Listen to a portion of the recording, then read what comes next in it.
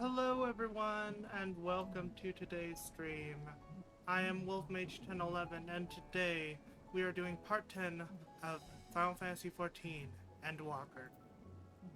Um, Last time we completed the moon area and also beat Zordiark, as well as did the Thavnir dungeon. Or a Thavnir dungeon, I don't know if there's more. But yeah, this time we're seeing what the damage is as the final days are upon us. Let's get started.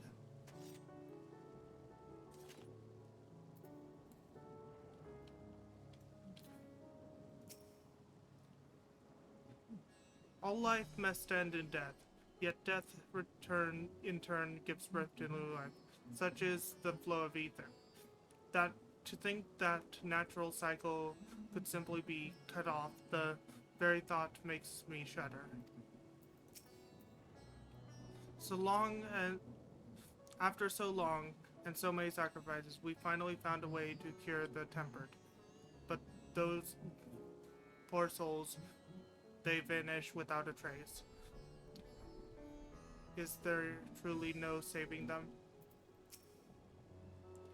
While Estinian and Vritra defend Radzetan from above, we on the ground must find a means to prevent these transformations, and soon.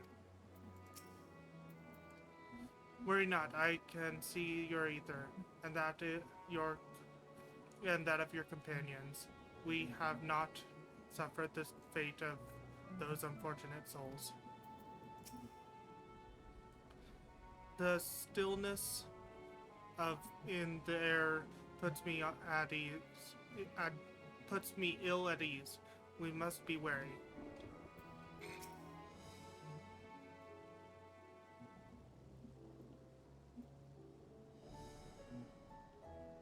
Our radiant host has eliminated the immediate threat to the city, though it pains me to know those beasts were once my own people. There is no telling when or where the next transformation might occur. We must remain vigilant and steel ourselves for whatever is yet to come.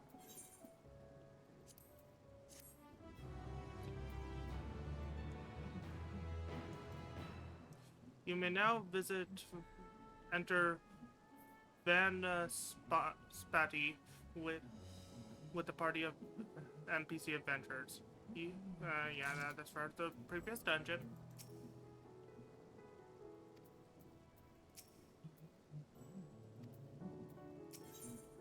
Okay. The blasphemies unmasked. Ahawan's burden is heavy indeed, yet he needs not bear it alone. Forgive me, my friends, but I must return to Megaduta for the time being. There I can better manage this crisis and dispatch my troops as the situation demands. In that case, we shall carry out an investigation of our own in the city. Mayhap the residents can tell us more about the first of the transformations and the conditions under which it occurred. If we can ascertain what exactly triggered these tragic events, it may give us some insight as to a possible solution. Time is of the essence. Let us split into 3 groups that we may cover more ground. Aliza and I will see to Paxos Path. Thancred and Yashtola pray make for Dharma, and I leave Artha to you, to Graha and you, Wolf Mage. Any information you can gather on the first blasphemy or the manifestation of the final days here in the city would be most helpful. When we have completed our respective inquiries, let us reconvene in front of Megaduta, that we might share what we have learned of this with the Star Trap.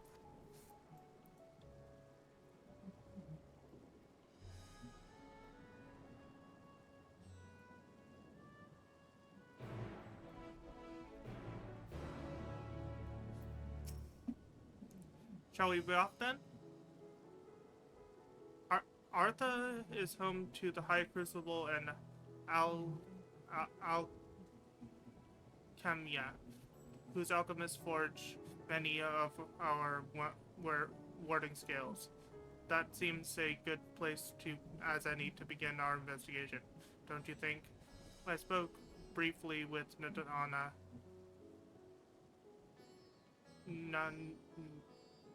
Nunadi, the chief alchemist there, in our last visit. He should be happy to answer our inquiries.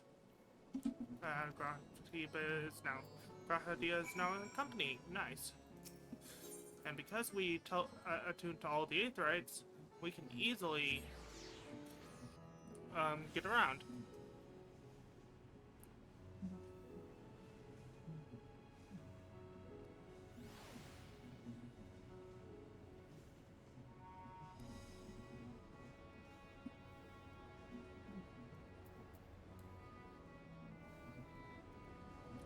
As I mentioned before, I am going to be completing the rest of the base Endwalker as Gunbreaker.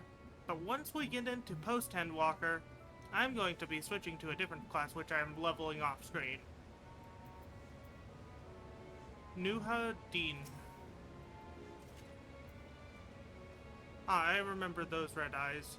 You were what with those scions who commissioned the scales from us, yes?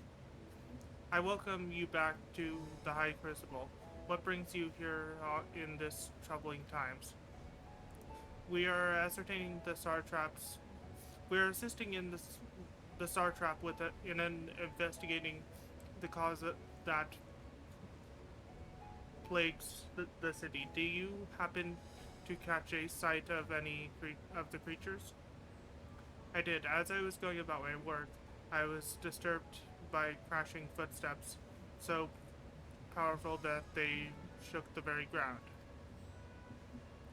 I rushed outside and could not believe what I beheld. The night sky was burning. Suddenly I heard panicked screams coming from the direction of Balsun's Bazaar. In the next instant, a monstrous beast poked its head out from amidst the stalls. A handful of the residents rushed to the scene, only to be swept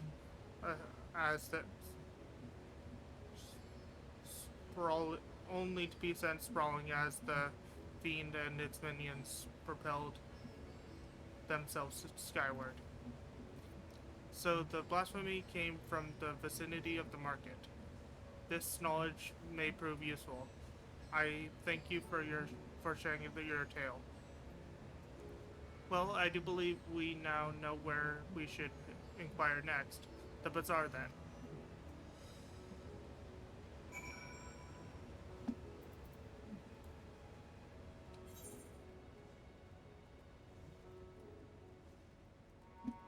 So let's see. Looks like this covers the entirety of the bazaar. And it looks like there's a talking point on this side. On one side of it.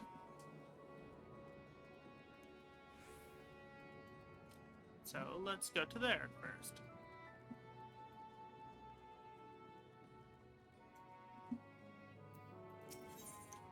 Discuss the textile stall. So this is Thavnerian weave. I must say, it bears a resemblance to the traditional fabric of Corvos. Small wonder, really, given that it's just across the water. Not that I am much of an expert in Corvosi culture, of course. I have not had the occasion to visit Maya ancestral home since coming to Charlian, and like as not, I will never reside there again. That said, I, in recent days I felt more actively aware of my heritage and grateful for it. It is thanks to my forebear that I inherited the royal eye, and with it, the wisdom of ancient Alec.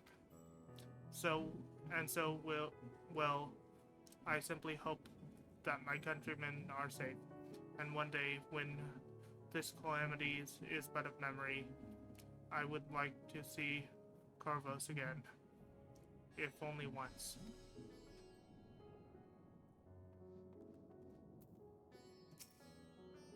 Forgive me, but my shop is closed until further notice. Needless to say, we've more pressing concerns these days.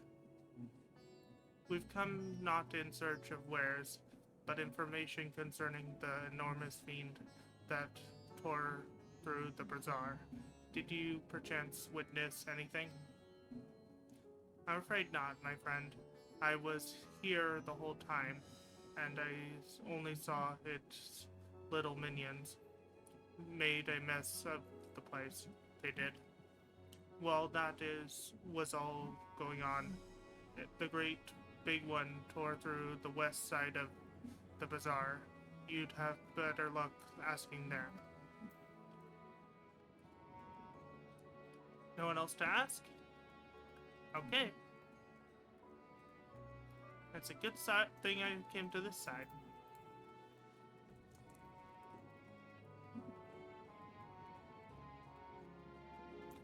So let's talk to this one first. Is something the matter, traveler? If you are lost, perhaps I could be of assistance. Your offer is most appreciated. We are not lost, but we are in need of information. Might you know anything about the gargantuan beast that rampaged through the bazaar? I saw it. I saw it all, though I wish I had not. I was going about my work when all of a sudden a piercing scream cut through the air. I turned around and there it was the fiend. Its massive body bursting through that entry through the force with the force of a tidal wave, and when it was gone, as quickly as it, and then it was gone as quickly as it came.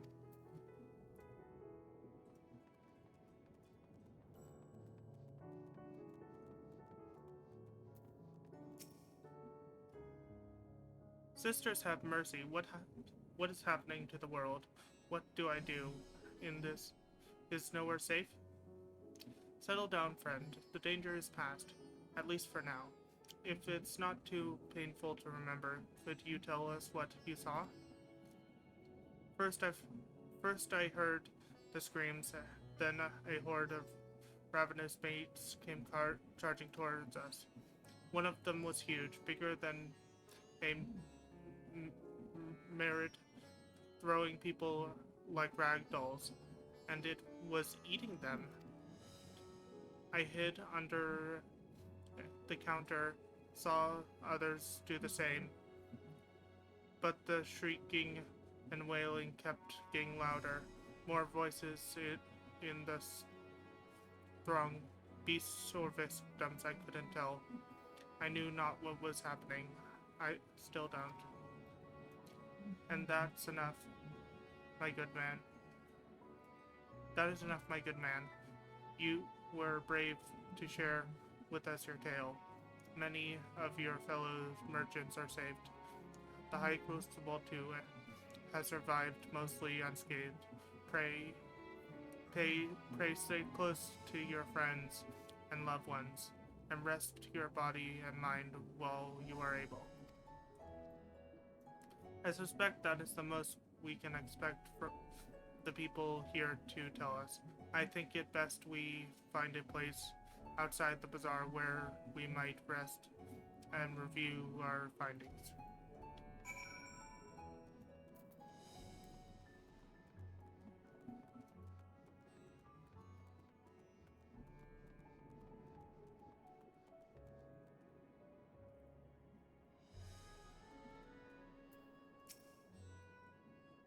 Judging by their account, the transformation had already occurred by the time the beast reached the bazaar.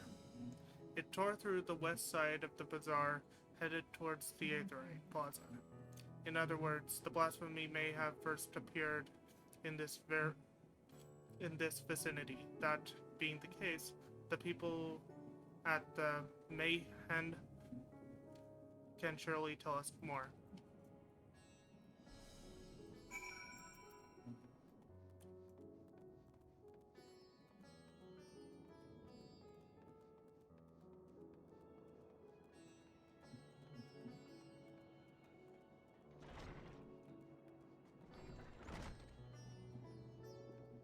I'm gonna save her for last. I'll go to the person over here.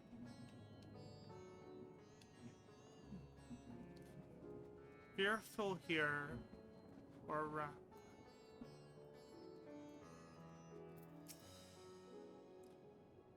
even after repairing all the damage, it'll take a while for business to pick back up again. You mean the blasphemy? That's what the Radiant have been calling it anyway? I saw it too. We all did. I was standing here at the counter as Mihide poured me a drink when suddenly there came a dreadful sound, like pain and agony groans. It was unlike anything I've ever heard. I turned around in shock, and from an ominous cloud of black mist rose the creature, enormous and ghastly to behold. As for what happened next, to recall it sent shivers up my spine. By some stroke of fortune, I was able to slip outside before the beast got to its claws in me.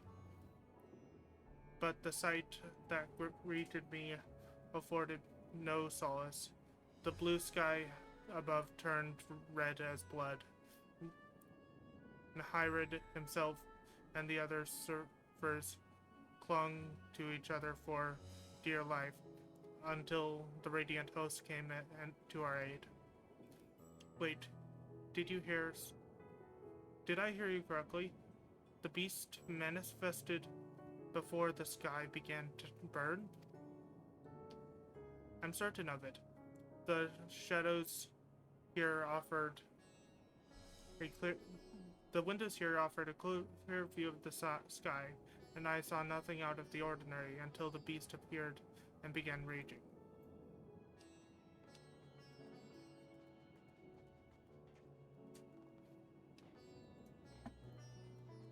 Fearful here.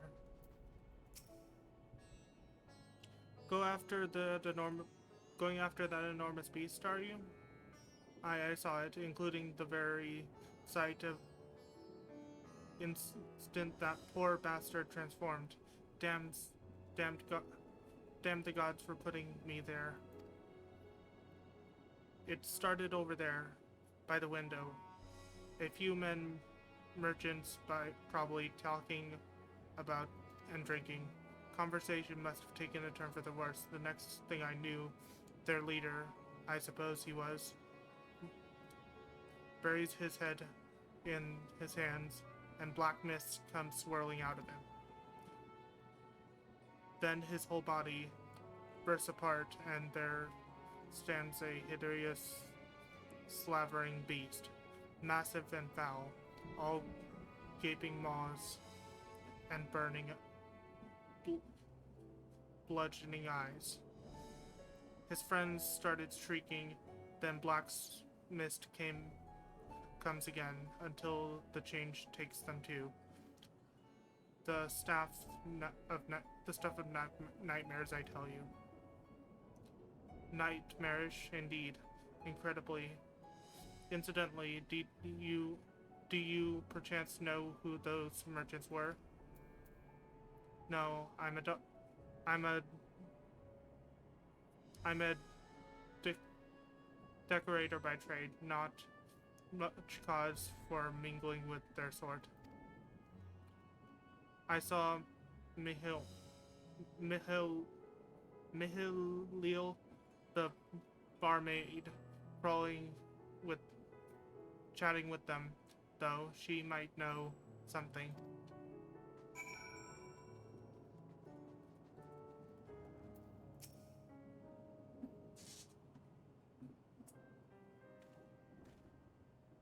Oh, hello there. Welcome to Mihirid's Mayhem. What can we get you? We have come not for libations, but rather for information. You are Mihilil, yes? We are investigating the so-called blasphemy on the Sartrap's behalf. We hear it was one of your customers, a merchant, that first underwent the transformation. What can you tell me about him? He was something of a regular here, especially of late. Kalazal was his name. He ran his own consortium, dealing primarily in the exports of Daphne's special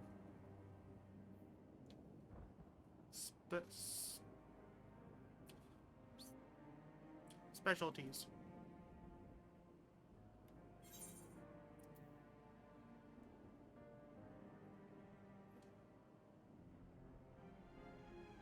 It's through him we met Matsia.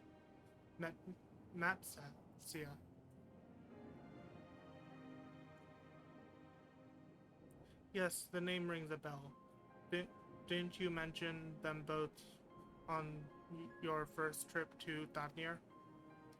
If I recall, Kalazel ran a trading operation in Yetlamad, and it was there that you made Matsia's acquaintance.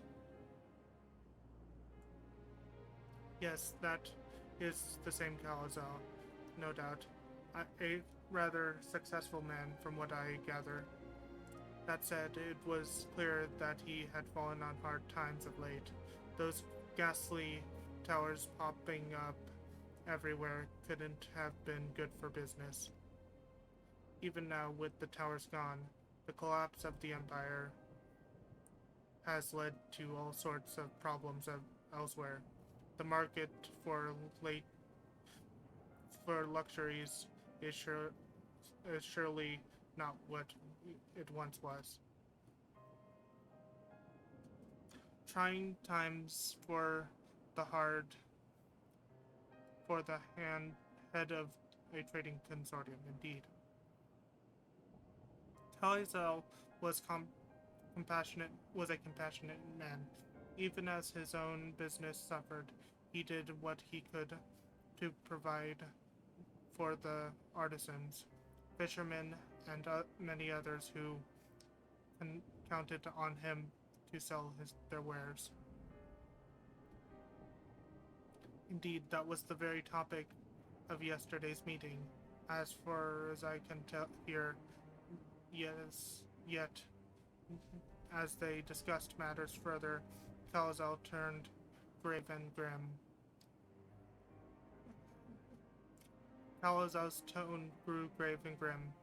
It was then that forgive me, I would not have you recall the memory if it brings you pain. If I could, I would ask you just one more thing. Did you notice anything unusual about Kalazal in particular? Please, anything at all? Nothing. Sorry, nothing sparing springs to mind. Perhaps someone else could help you. Kalazal lived for his work and had no family that I know of. His employees and associates knew him best, but they too are lost to us. Still, perhaps his neighbors know something I do not. I can direct you to them if you believe it would help. What say you? What do you say?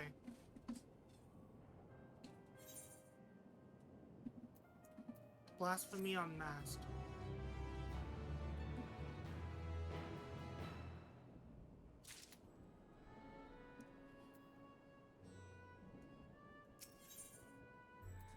Amidst the apocalypse,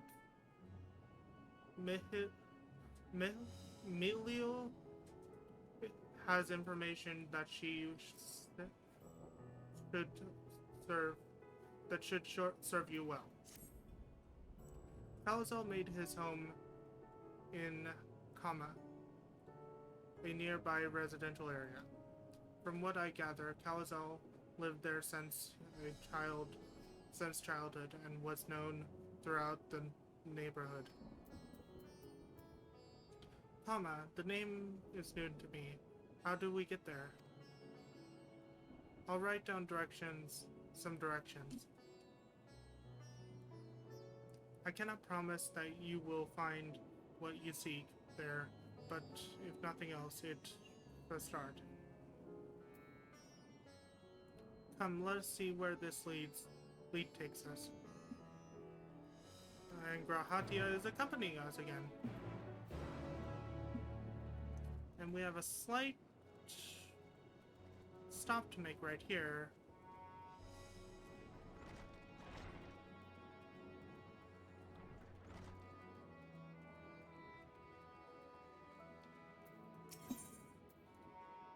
Oh, it's just an asking for directions.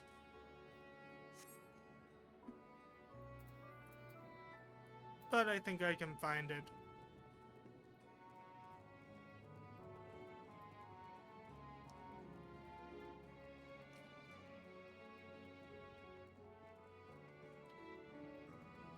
In fact, it looks like the nearest Aetheryte to Kama is there. It is in fact Kama.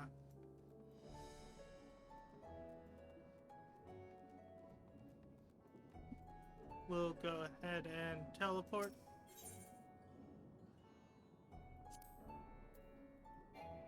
Oh, I didn't attune to that one. What's the next closest one? Here.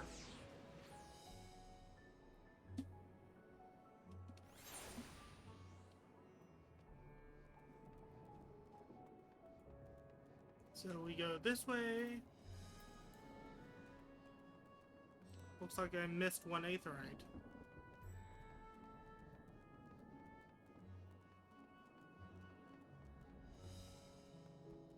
When I was going around to get them.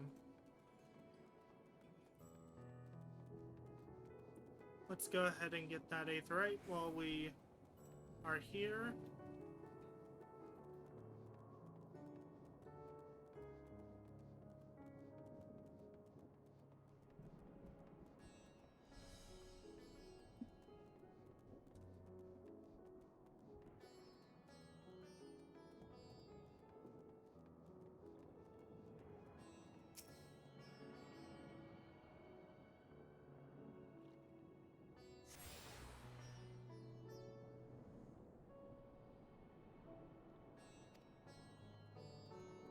There we go.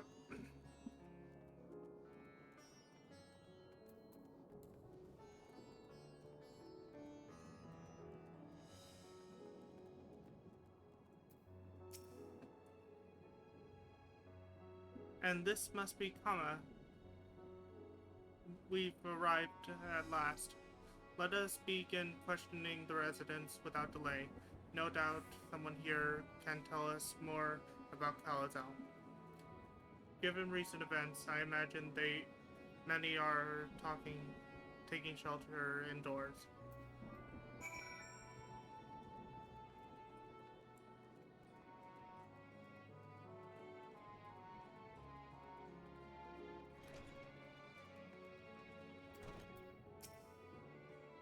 Calazal, you say? Yes, I've known him since he was a boy. If there was ever a man who was born to be a merchant, it was him. Anyway, always early to depart and late to return. He'd spend his days procuring the finest wares and seeking out willing customers. You could say it comes to him as easily as breathing. Sadly, business was flung in lagging of late. No surprise, really, with with how dangerous travel has become. He was cooped up in his house down the trail, dark dusk till down till dawn till dusk the other day. No doubt, racking his brain for a way to turn his fortunes around. Then at night, I heard the door open. I looked out to see Calazel sitting on a bench, his head held in glow, a man with the weight of the world on his shoulders. I see, the situation must have been quite dire indeed. Did you notice anything else out of the ordinary? Nothing to speak of, other than the troubles with the consortium. He was the same old Calazel, cordial and honest, like always. The question is, the questions you are asking? Has something happened to him? He hasn't caught up it. He wasn't caught up in that terrible incident at the bazaar, was he? I didn't travel much these days, but my daughters told me not to venture outside, stick in here as I am. I've heard little about these bizarre goings on. Rest assured, the city is safe for now, but the situation may change without warning. I urge you, stay close to your daughter, and be prepared to take refuge should the Sartrap order it.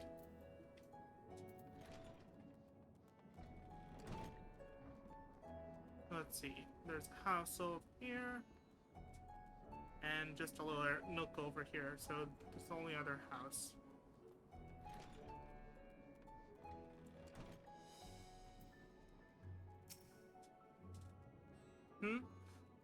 Could you come back another time? I just woke up and am not exactly in the mood for idle chit-chat. Well, that's one way to avoid the panic, I suppose. Pardon our intrusion. You may not have noticed, but a great danger has come to Thavnir. I encourage you to stay alert and prepare to flee the city should the situation turn dire. But before we leave in peace, pray allow us to ask you a question or two. Do you know a local merchant named Calazel? If so, do you notice anything unusual about him recently? Calazel, I know him. In fact, I spoke with him the other day. Like many others, his business was doing poorly. Still, it seemed as though he'd manage to turn things around thanks to a generous order from Ruvadon Fibers. Why, he was practically dancing in the street. I haven't spoken with him since, but I assume it all went well. The Jinnaba might be able to tell you more, though. As I recall, he was the one who brokered the arrangement.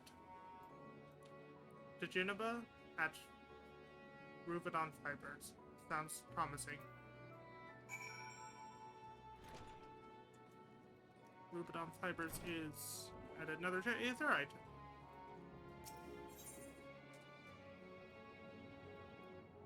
Looks like the nearest Aetheryte is here.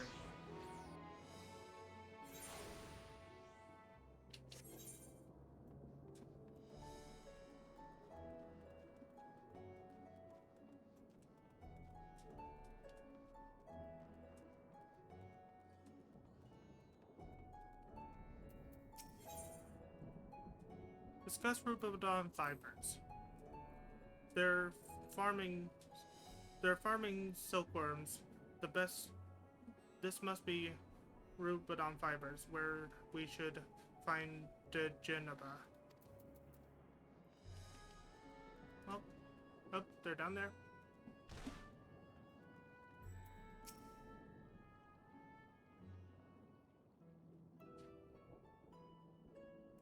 And hurry, I say. There's no time to waste.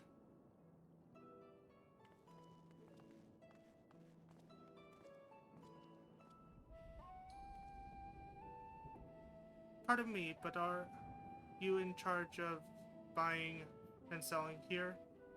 But you are in charge of buying and selling here, yes? We have a few questions we'd like to... I'm sorry, but I simply don't have time to chat. If you haven't noticed, we have our hands full at the moment. We must carry all our wares and equipment to safety before those accursed beasts return. In that case, might be we be of assistance. Perhaps we could speak when the job is done.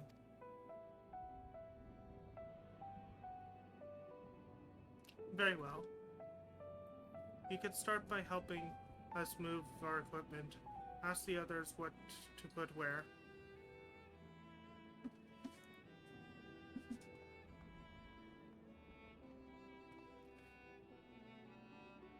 And you could carry our fabrics.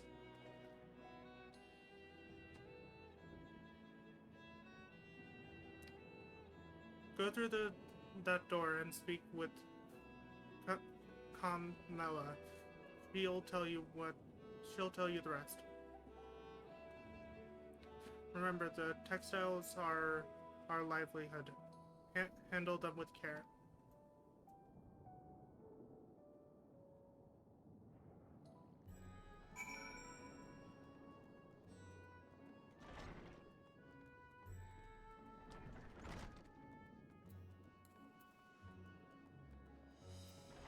Mala?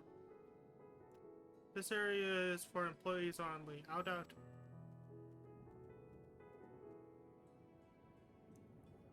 What's that? You've come to help? Our prized... Oh, praise Minerva. Kind stranger, I welcome your assistance. On your way here, you pass 3 storehouses, yes? I'd like you to carry that small crate of Nabifil to the storehouse near the hatchery. The crate of cloth is for Mahanua, and that massive crate there goes to Zimira by the middle storehouse. Watch your back with that one. Those are all the crates we have ready. Once they've been delivered, consider your work here complete. You have limited time to complete the task. Should you fail, return to the starting location and begin anew. Large crate, small crate. Light crate.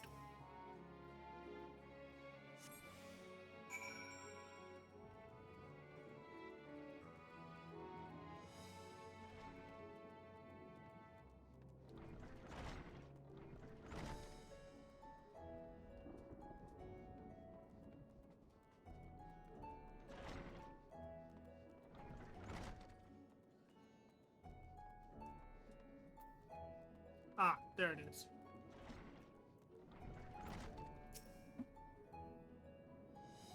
Thread, is it? Then you've come to the right place. We thank you for your aid.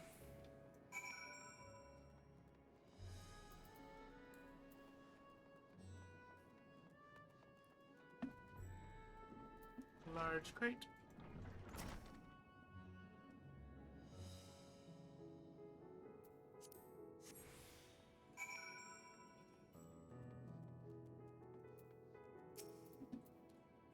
if you've any crates of fresh produce, such as carpet, fridge products such as carpets, cloth, and the like, pray bring them here to our primary storehouse. Crates of cloth, like it is it? I can take care it off that off your hands. My thanks for that delivery.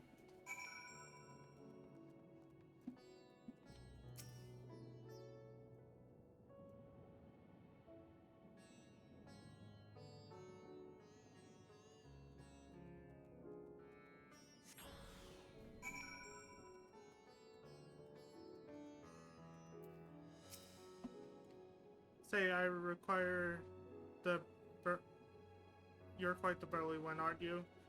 A good timing thing that. Never know when you'll need to defend yourself in these unpredictable times. A crate of fabric, is it? Exactly what I was hoping to receive. Here, let me put that away for you.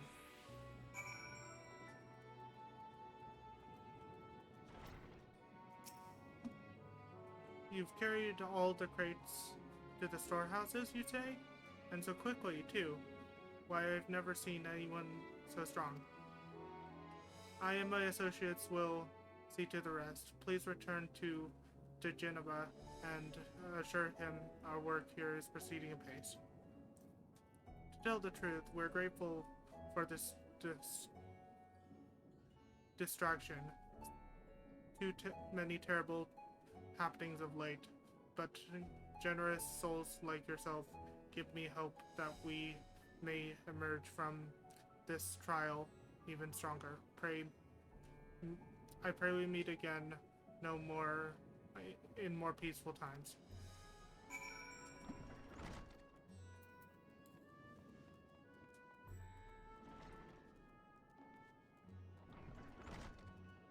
Let's find Graha and see if he's around. He's not around. Okay.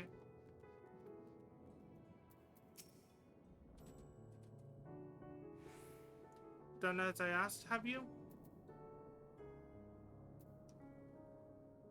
If Camilla is satisfied with your work, then so am I. You've done us a great favor, traveler.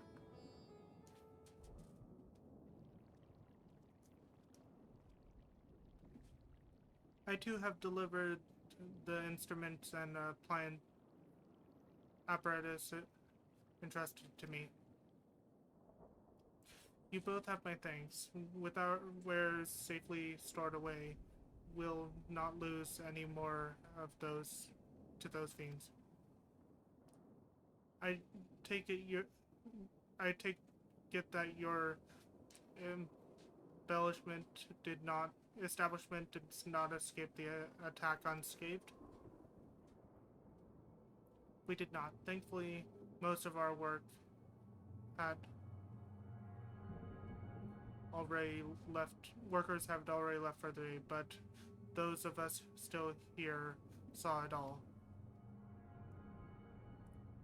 We looked to the burning skies in confusion, and then, before we could even begin to make sense of it, a hideous creature bursted through the doors, shrieking. As we ran for our lives, but one of my colleagues was not so fortunate. He cried out, a scream of such agony, such terrors, and in the next instant, he too sprouted fearsome claws. The sight of it caused another fellow to panic, and then he too transformed.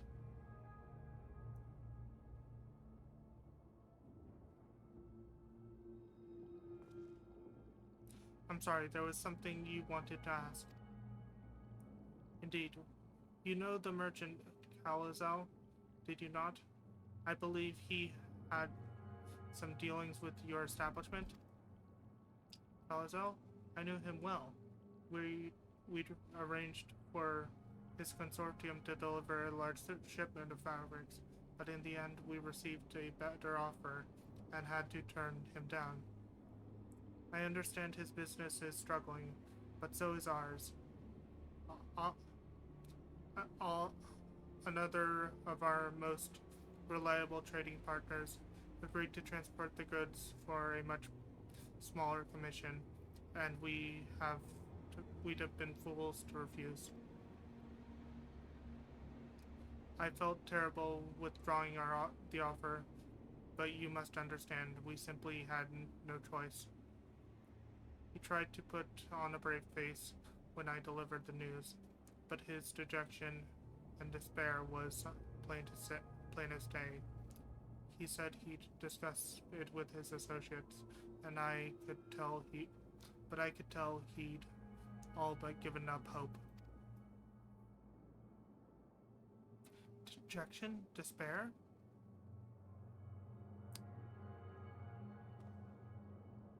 You remember what we saw in Vespani, yes? Soldiers and jungle dwellers pushed to the very brink of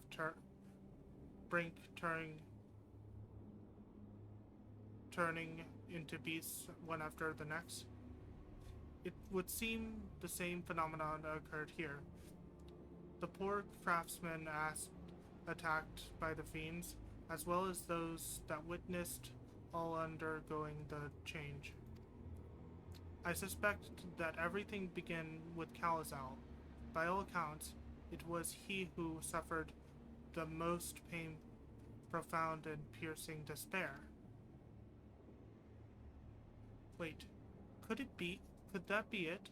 That such intense emotions were triggered were what triggered his transformation?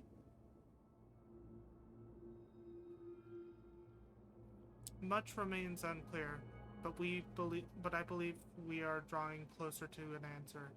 At any rate, we must discuss our findings with the others. And you just said all that in front of someone who liked Kalazal. Oh my god, Graha, tact.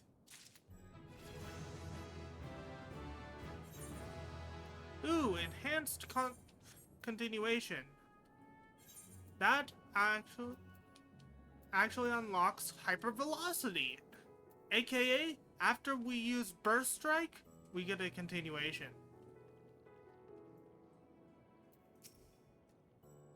Can the despair of a man's own heart consign him to such a terrible fate?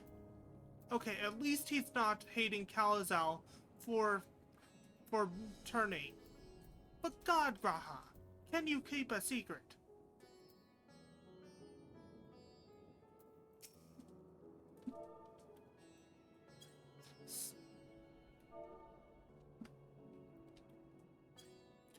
Slap Graha for not being tactful.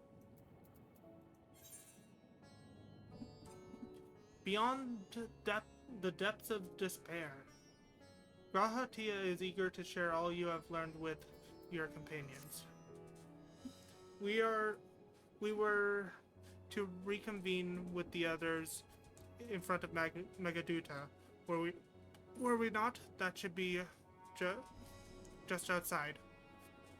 With any luck, they will have already returned from their own investigation. My friend, we must take our leave. I pray that your establishment is spared further tragedy. But remember, your lives are far more precious than any wares. If you are ordered to flee, do so without hesitation. Indeed, I thank you for your concern, and pray you to take care as well. Yes, I slapped Graha because he has no tact.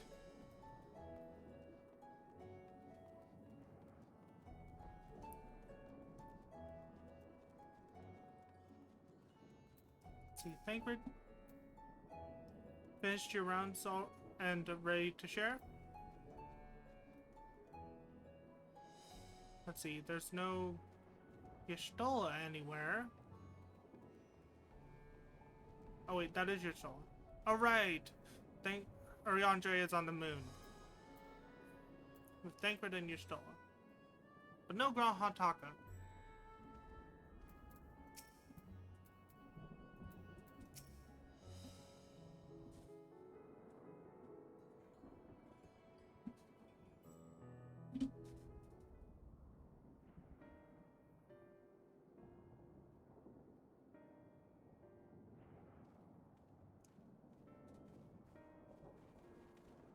There you are. You've spoken with the survivors. Indeed. We thought to share what we have gleaned, that we might together gain a greater understanding of present circumstances.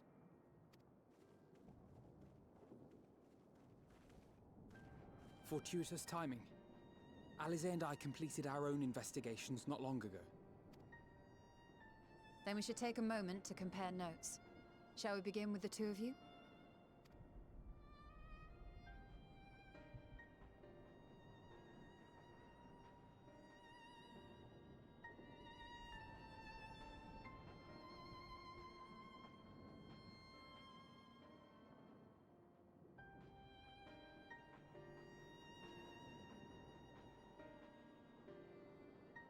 So the merchant Karzal was gravely concerned about his business in the days preceding his untimely end.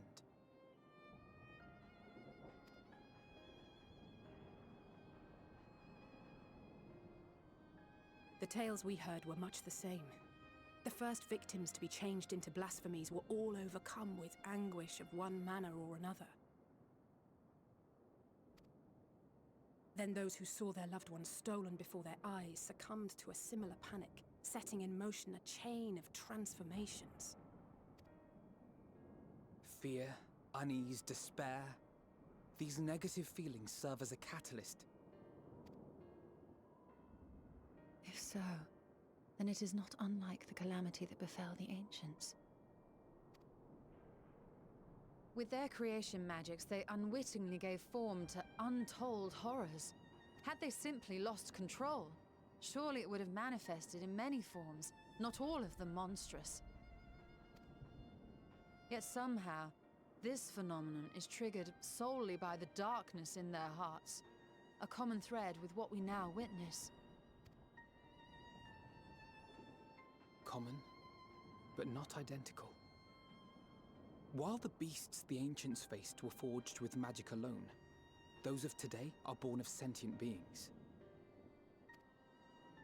Why remains to be seen. But there is one fundamental difference between us and our predecessors. Our souls are sundered, whereas theirs were not. Perhaps that single variable makes all the difference. If I may, there was another detail that troubled me. We have it on good authority that Karzal's transformation took place before the skies began to burn. What? If that's true, then the situation's more dire than we realized. It means even if there's no ominous sign presaging the final days, anyone, anywhere, has the potential to become a beast. Even in lands we thought safe, even as we speak.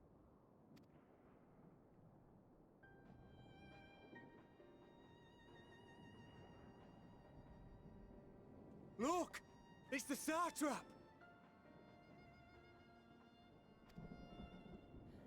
The satrap! Thank the heavens!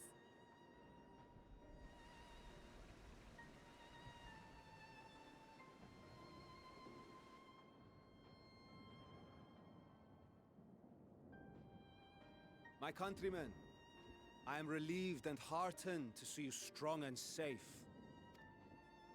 While the danger has not yet passed, far from it, allow me to assure you that the beasts that raged within the city walls have been exterminated to the last. Outside this sanctuary, the brave men and women of the Radiant Host and our dragon ally continue to battle our unholy foes. I pray these tidings put your minds at ease and help you calm your hearts. Have faith that we shall soon conquer this terrible trial. Your Excellency, is there any word from Palaka's stand? My grandson was bound for there yesterday, and I worry for his life. We are still awaiting a report, but I promise you, as soon as I have aught to share...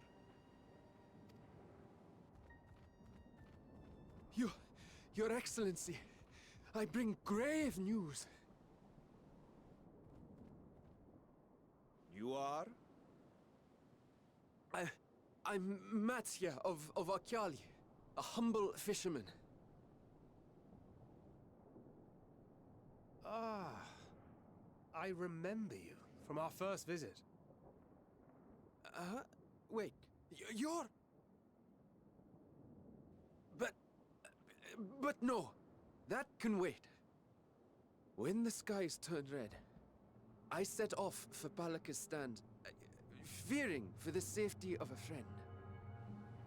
But as I drew near the village, I saw dreadful beasts all about. No!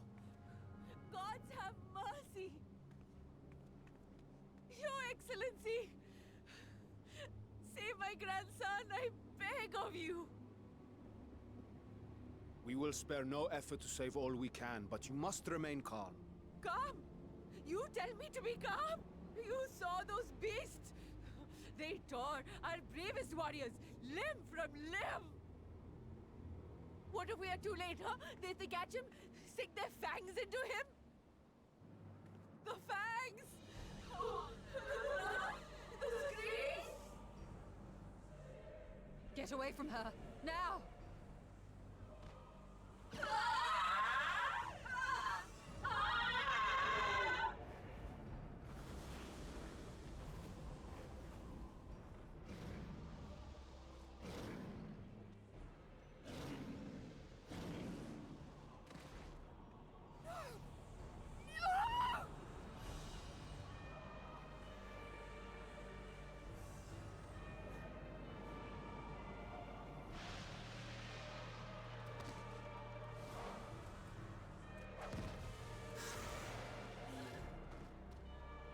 Damn it! We've got to kill them before it spreads. We'll handle this. See the townspeople to safety.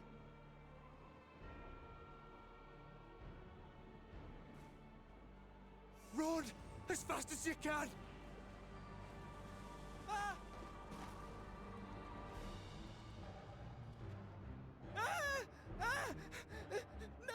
Ah!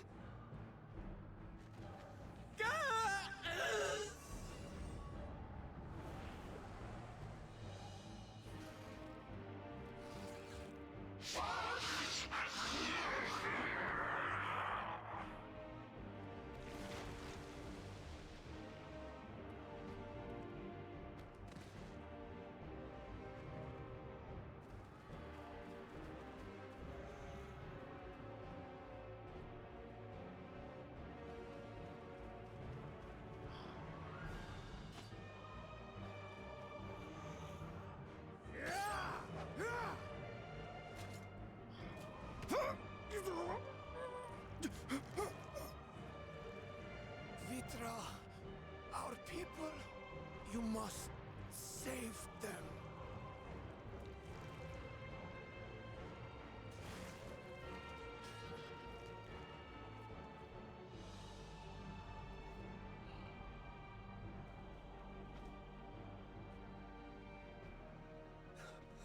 My son,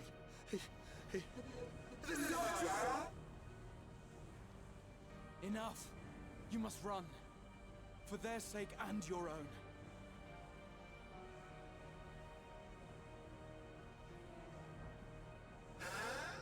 Yes, you will survive. You must.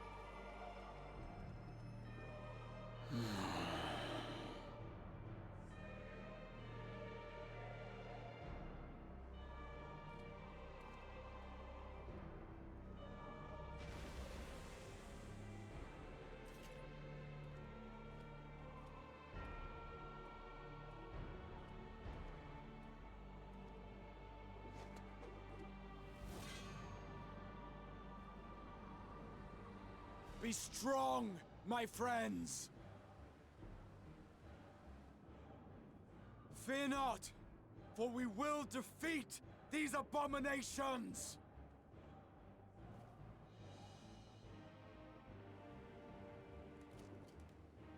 Brave men and women of the Radiant Host, lend your Stola and Thancred your aid. Let not a single beast escape. The rest of you, flee this place. Carry the wounded if you must. Head indoors or underground. Above all, stay calm. No beast will follow you. We will see to that.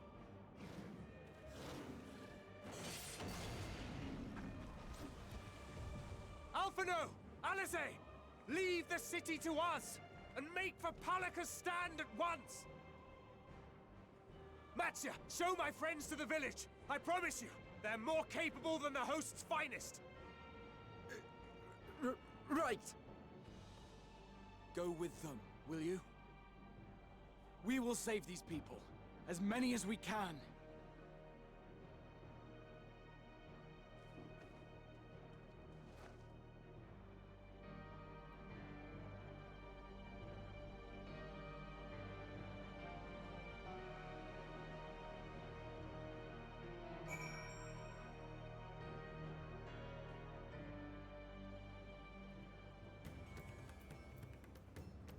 Excuse me, I need a moment.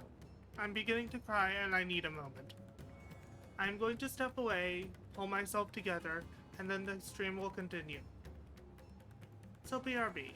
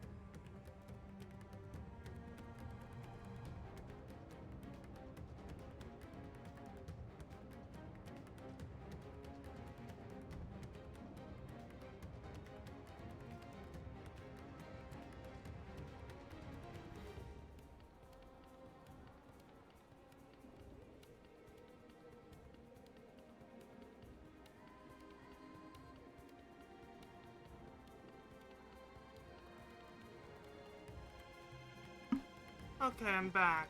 I had to step away really quick to pull myself together because that cutscene made me almost cry. Okay, let's continue on. We meet again. You do remember me, yes? You saved my skin twice over in Yatlamad, and now I find myself turning to you for help once more. But let us let us tarry here no longer. Damn it all.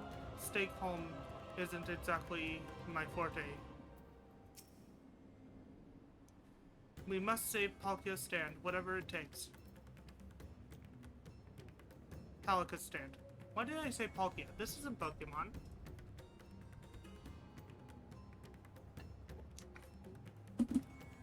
Matsuya, it pains me to put you into harm's way, but I would ask your aid as well. Of course, Palkia's stand is not far, just down the hill. But as I told His Excellency before, the path was blackened with blocked with terrible creatures. I had no choice but to turn back. In that case, this is what we shall do. Wolf Mage, I ask that you take the lead and dispatch any beasts you encounter. Alize and I will keep Matsuya hidden amidst the trees and follow when the path is clear. Then there's no telling what dangers await us. Keep your eyes peeled.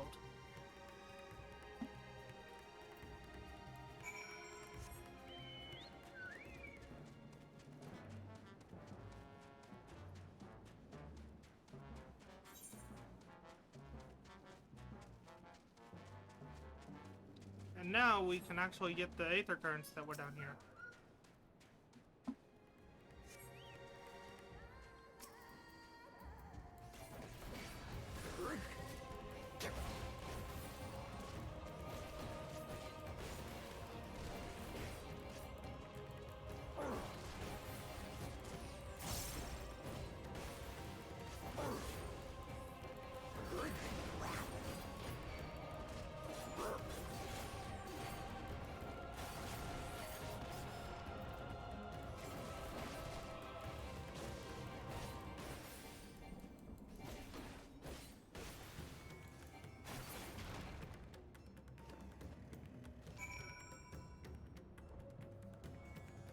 Let's go.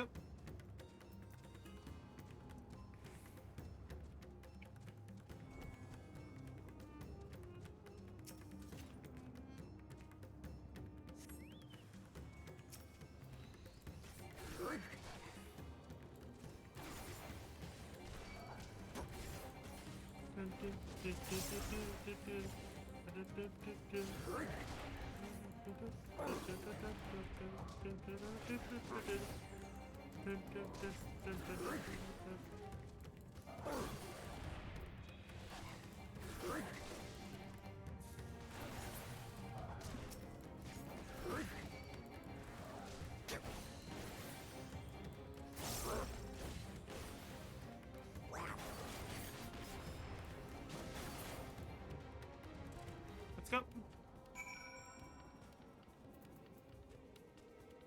Also, we're gonna put our Chocobo in healer stance.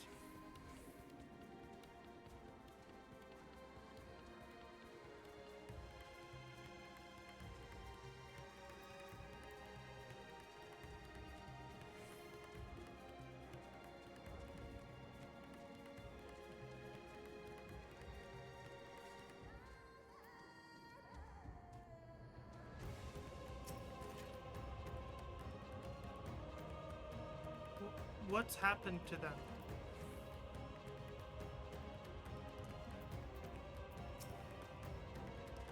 Good work, Wolf Mage, though I worry for Matsuya.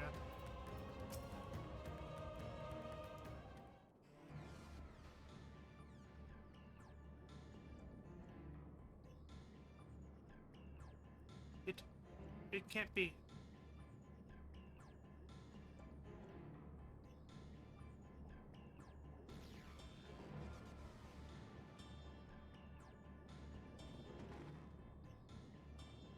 We must heal those we can, and quickly. I see no beasts, but stay on your guard.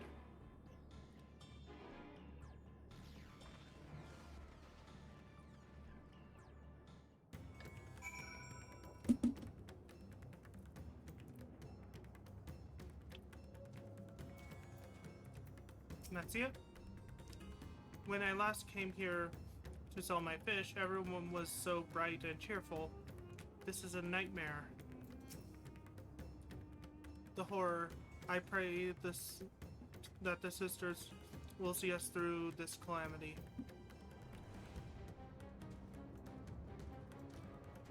Alphanode? There, you'll be fine. The pain will soon pass.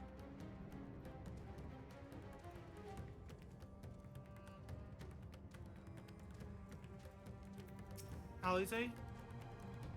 His wounds are deep, but he may yet be saved. Go, help the others.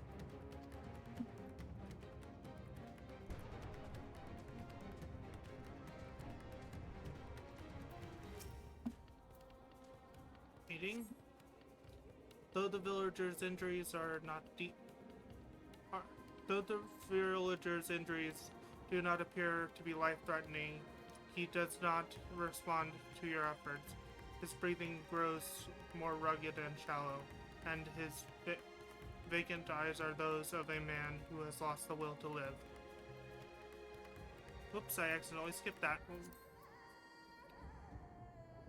Even if I wake, the nightmares goes on. Leave me to sleep.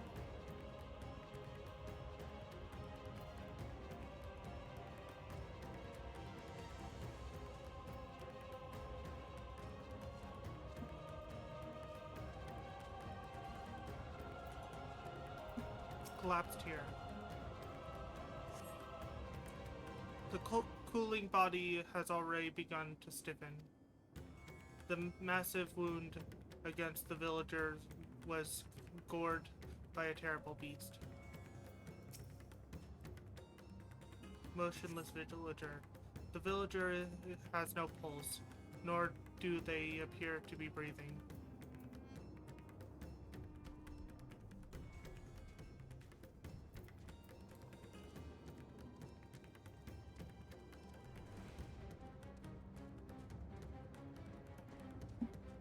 Frightened Aura.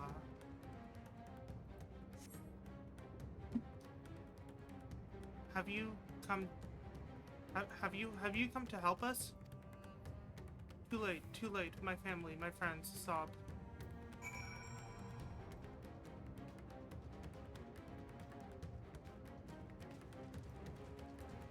Speak with Alphanode. Are these the only villagers who survived? I can only help others manage to flee, but if the rest have been turned into beasts by the 12, let us do what we can to see that the damage spreads no further, and no matter what comes, we must keep our spirits high, lest we ourselves suffer a similar fate.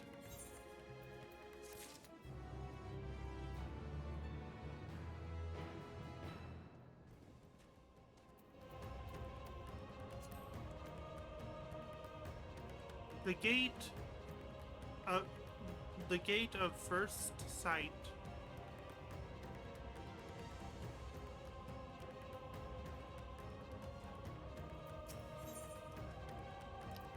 That we might live. Alphanode is determined to offer the villagers what succor he can. I can tend to the rest. Pray, look after Metsia. No doubt what we have seen here weighs even heavier on his heart than ours.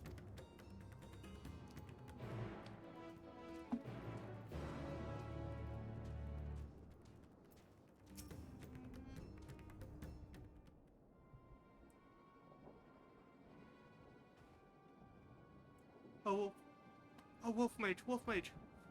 This is your Ruvit, the elder here.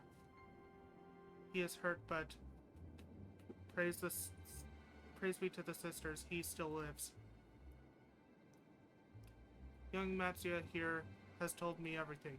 I have not the words to express my gratitude for your aid. When the heavens began to burn, we were afraid, but did our best to carry on as we always have done. Until today, when those unholy beasts came pouring into our village, a flood of midnight death, and a flood of midnight and death.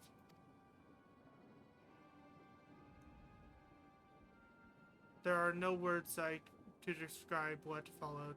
Men and women I have known since they were babes struck down by creatures, only to rise again to join the monstrous horde in the guise of those same hideous fiends. In the chaos, a handful of villagers fled for their lives. I can only hope they have found their way to safety. Matsuya, do you perchance remember Ffxiv and Maven? A young couple who always bought you your finest catch. How could I forget, Elder? When I first came to peddle my wares, desperate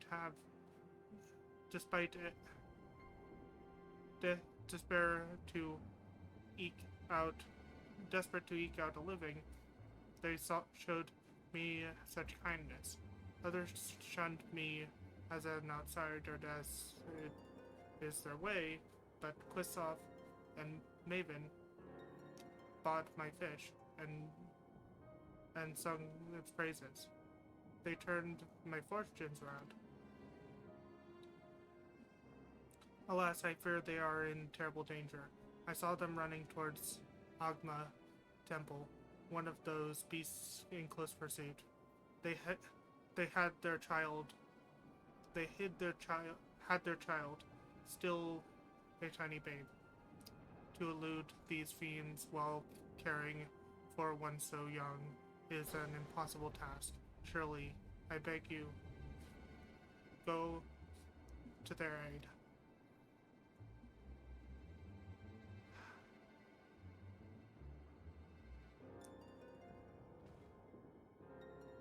I want to help them, yet I am but a fisherman. I cannot face beasts on my own.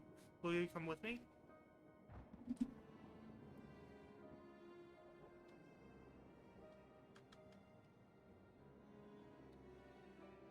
Oh, hi Droxel. By the way, Droxel, or anyone else in chat, if I see people who have been here before / have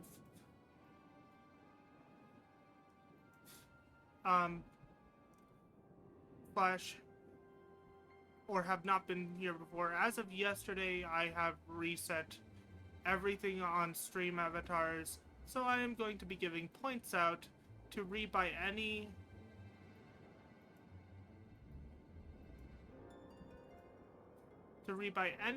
avatars that you had.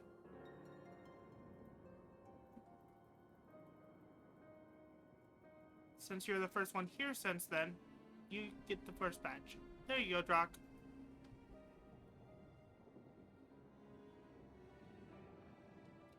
Oh, thank you.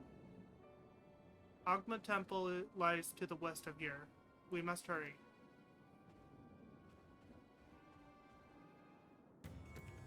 Okay, let's mount up so we don't lose time. Actually, I'm gonna first use a one of these, then mount up so we don't lose time on our thing. Also, we got Torgal. Anytime you get Torgal, you must pet.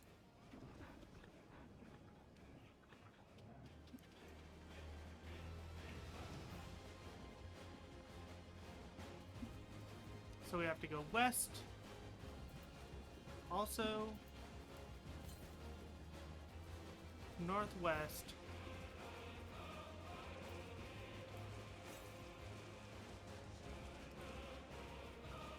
because we're in a new area of the map, we can actually get the aether currents down here. Northwest. Oh, it's by some enemies.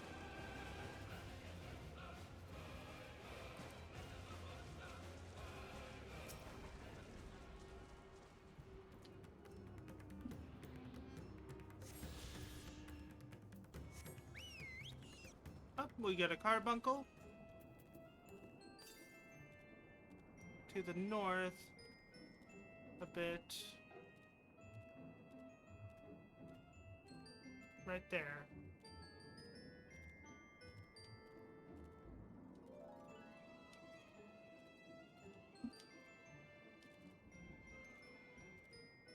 This appears to be a platforming thing. Wait, it's not on this rock, is it? It's nope, it's on that one.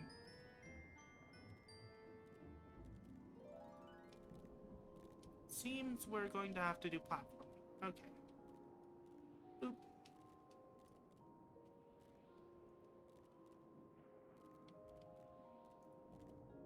Maybe up this way? There we go.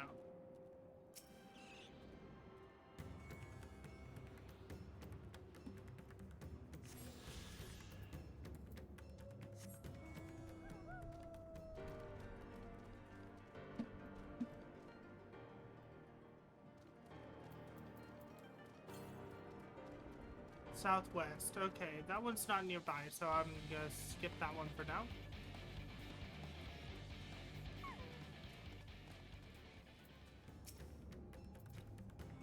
The temple lies just ahead. It was built by those who worship Saint Agma, but has sadly fallen into disrepair in recent years. If my friends made it this far, no doubt they are hiding somewhere amidst the ruins. No, please, stay back. Oh. That was Ffxiv. Oh no. This is not good. I'll take a look. Please do. The cry came from the ruins. You must hurry.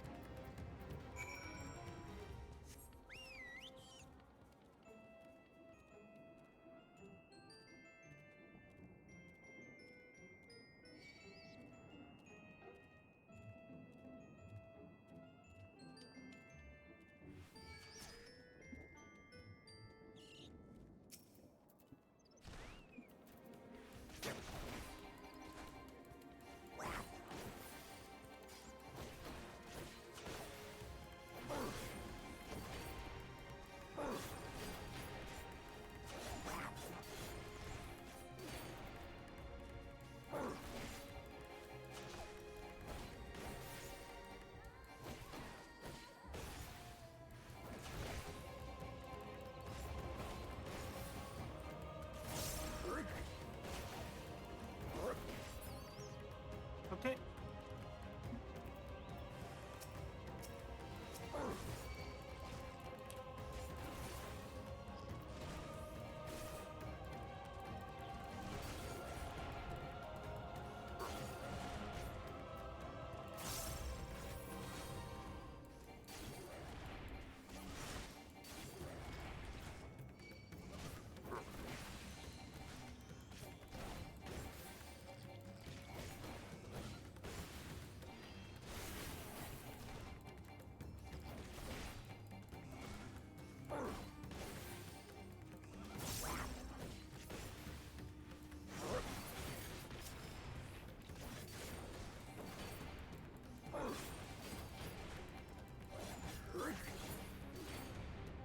There we go. Ffxiv.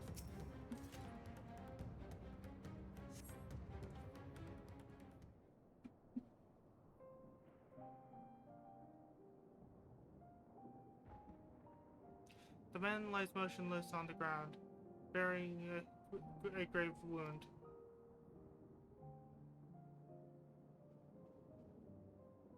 I'm sorry, Wolf Mage. I tried to stay behind, but I couldn't.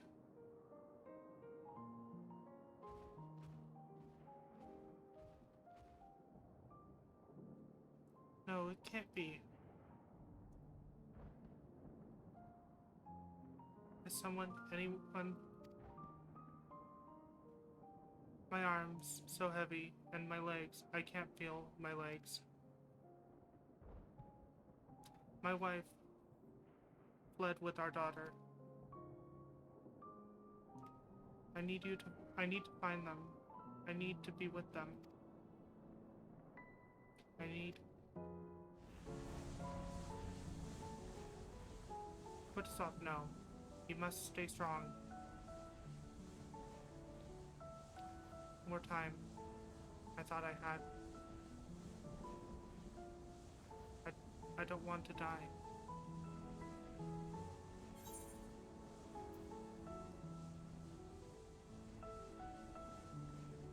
Drying Ffxiv's tears.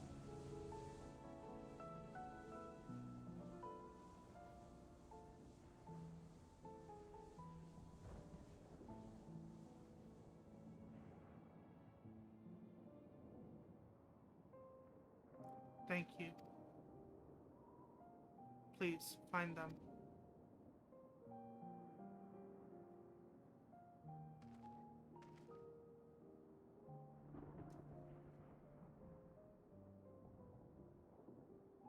Heaven still lives, and she has their child. We must search the jungle between here and Palaka's stand. There is nowhere else she could have gone, I think.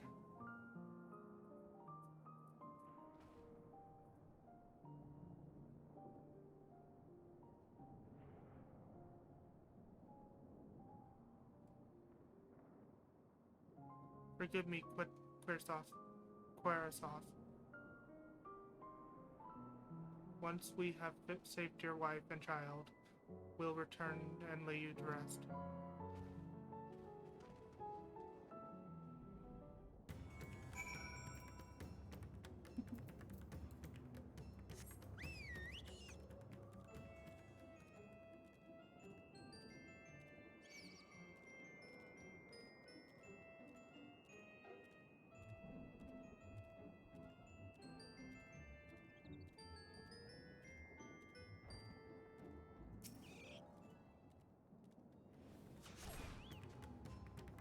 You see no tracks or other signs of recent travel. Mervyn and the child must be somewhere else.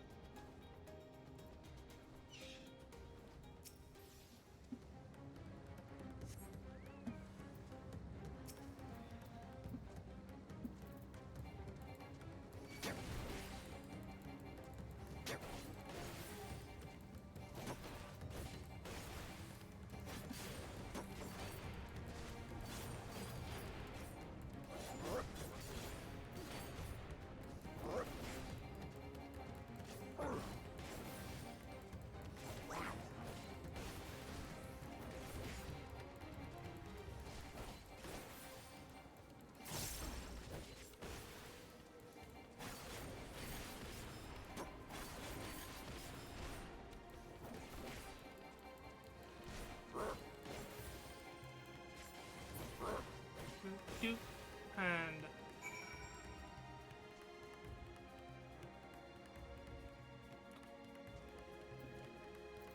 you know, we're not gonna mount up for this. Instead, we're gonna travel the old-fashioned way.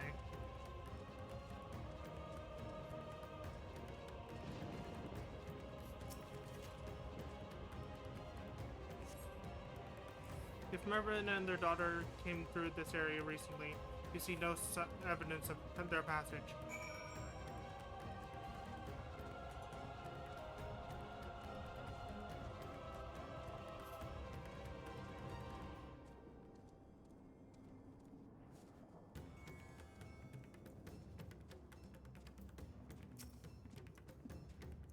Do you see any sign of them? I found nothing. Perhaps the beasts have chased them further from the village. O gods above, I beseech you, pray deliver Mervyn and her little one to safety.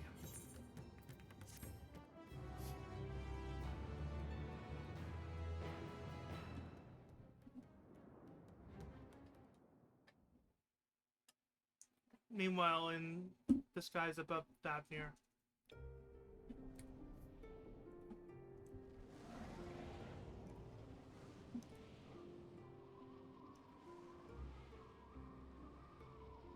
no more enemies to trouble us here.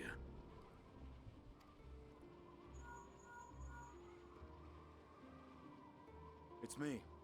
How fare you below?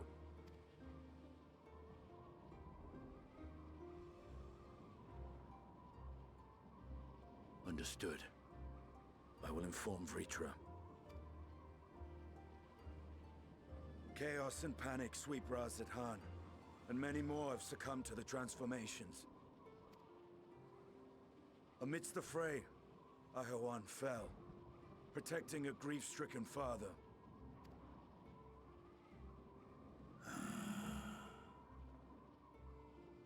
My friends fight alongside your Radiant host to secure the capital. Beasts have been sighted in Palaka's Stand as well. We have divided our forces in hopes of quelling the threat there. Of small solace is that we now know what triggers the transformation. As my companions tell it,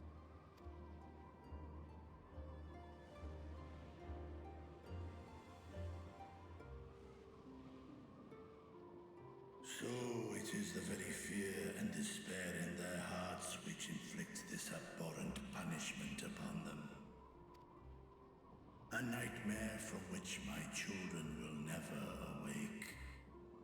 O capricious and cruel fate, they are undeserving of such condemnation. will you wallow in sorrow or rise to the occasion? Raz-at-Han is leaderless.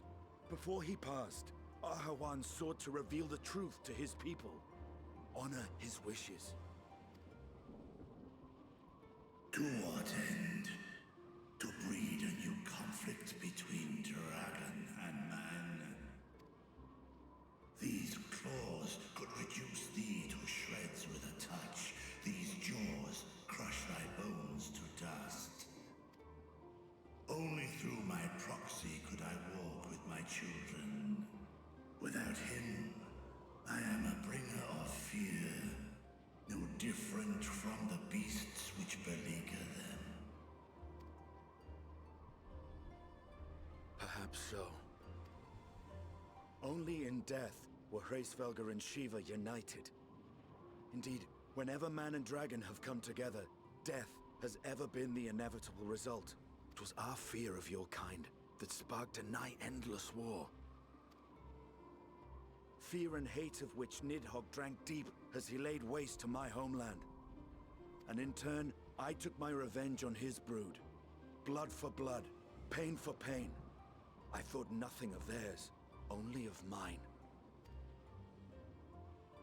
And yet, were the chasm between us too vast and too deep, Hraesvelgr would not have borne Isael to battle and our rescue. He would never have entrusted a mortal champion with one of his eyes. And the Dragonsong War would still rage on.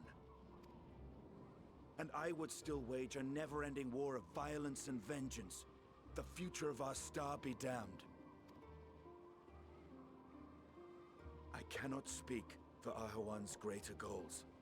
Yet I know that he served you, served your people, long and true. In this time of unprecedented crisis, he turned to you. You could do worse than to place your trust in him.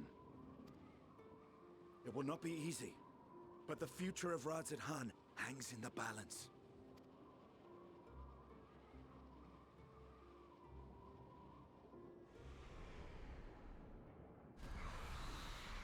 We have company.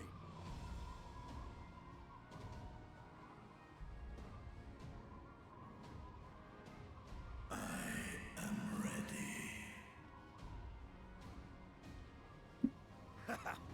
The hour has come, Vritra! It's all or nothing! You guys thought that Estinian only said that in the cinematic trailer. No, he said that in the game. In an actual cutscene.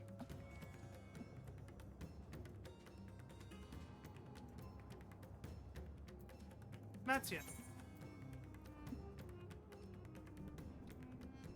When all hope seems lost, Matsia cannot help but fear the worst.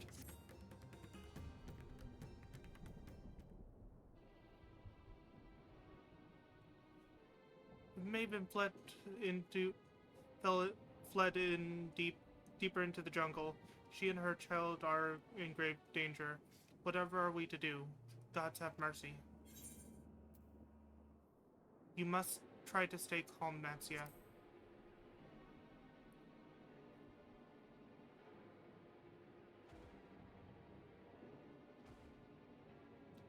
But how can I let a time like this? It could be dead.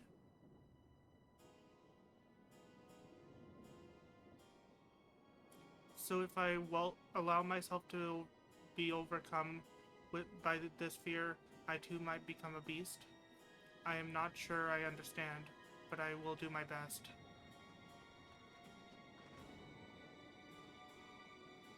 I've seen to the wounded. How did the two of you fare? Did you find your friends?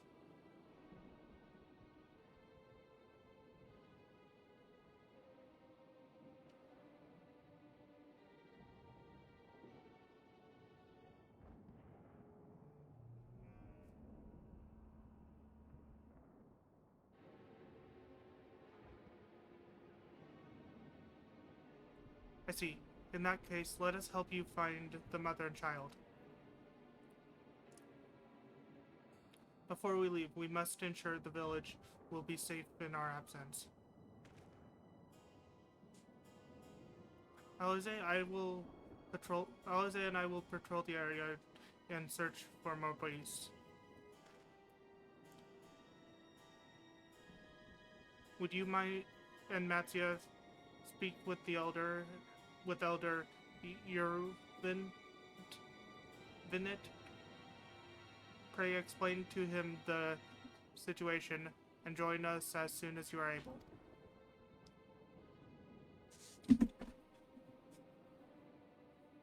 I see. We'll save Maven and her child. We can do that much for Ffxiv.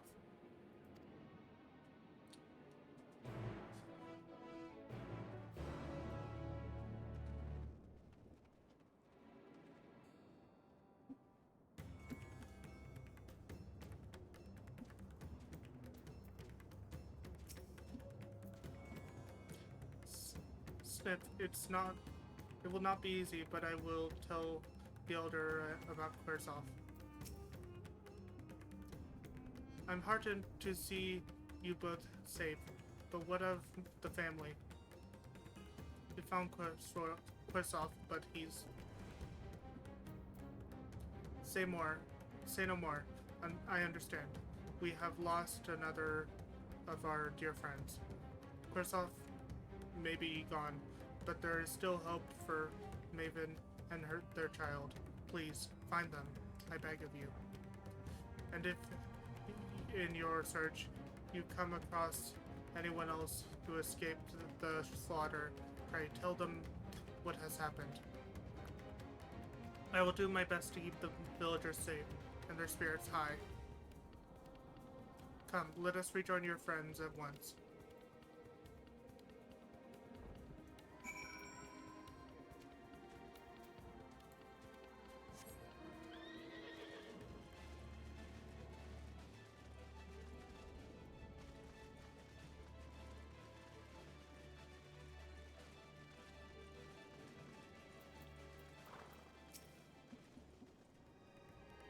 Where might Maven have run to? Think, Metsia, think. We encountered no beasts during our patrols, thankfully.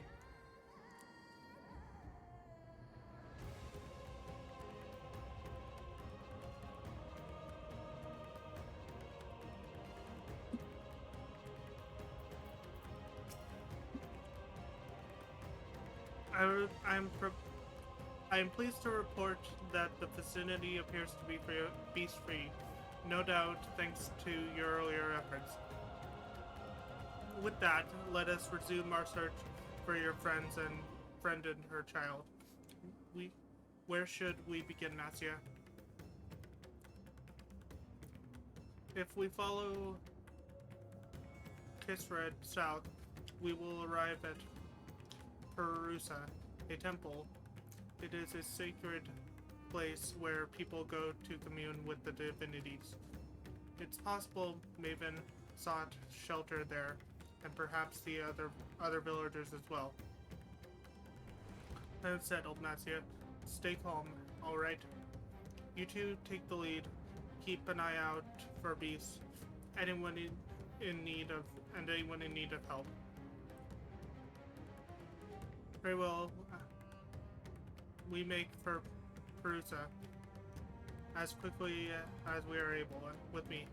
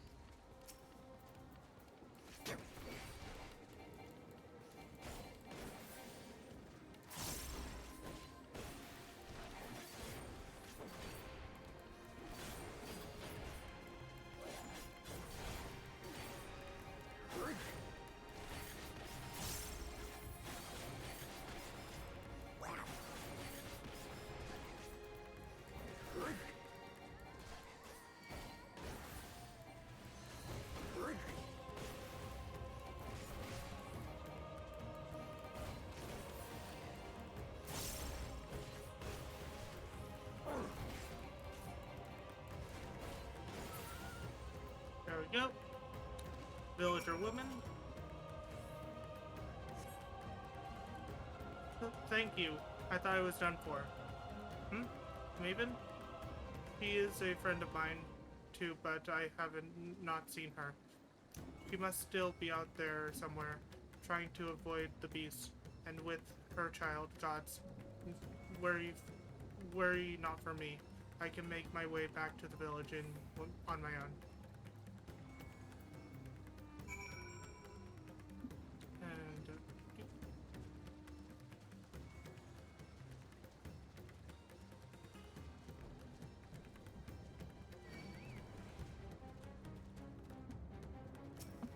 this freaking crocodile wants to fight.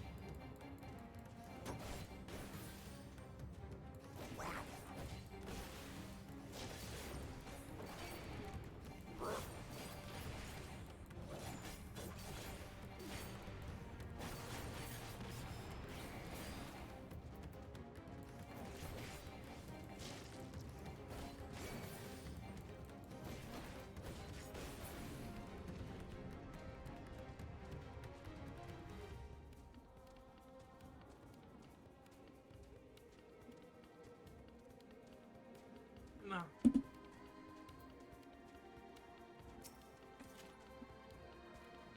Wolfmate, wait. Perusa lies just up ahead, but something terrible has happened. The beasts have come, and many have already been killed. Apaneld and Alexei have gone to do what they can, but there's so many. More than I can count. You must be ready.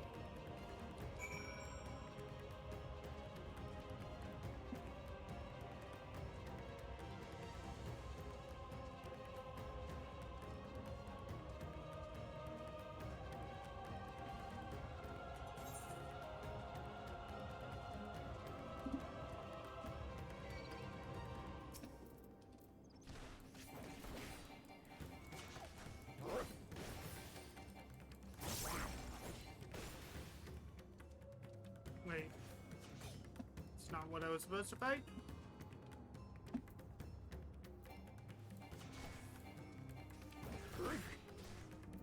Come on, get off my tail.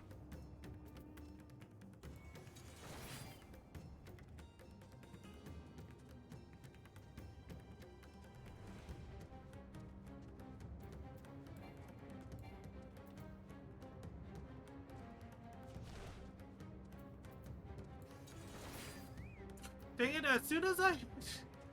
Oh, fuck it.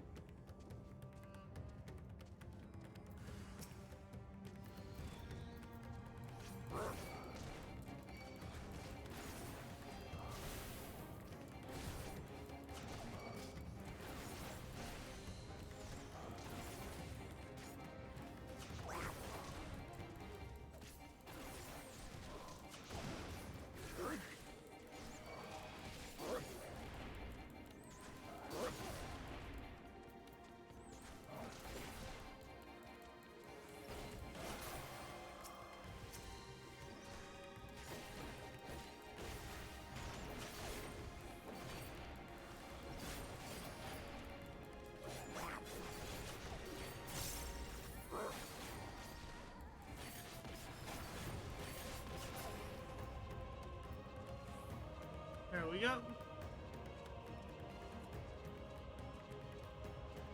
And we could just run away from the monkey. Monkeys!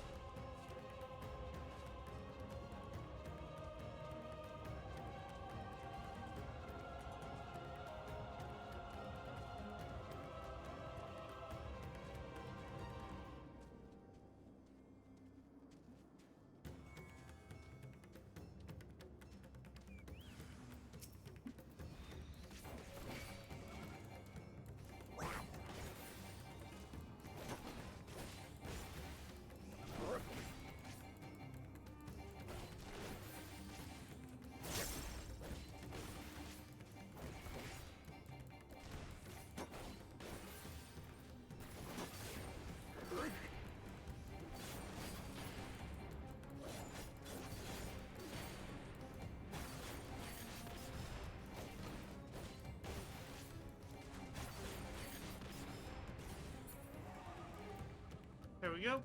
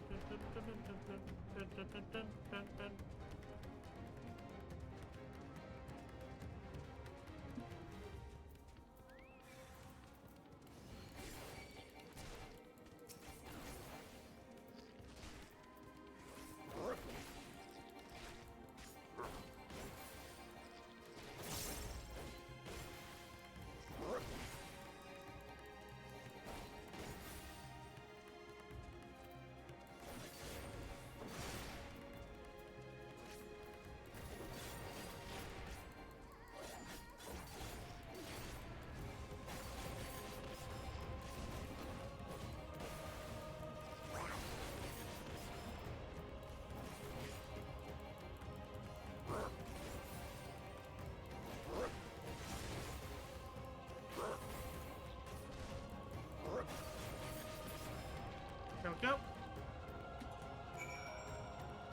Return to Maxia.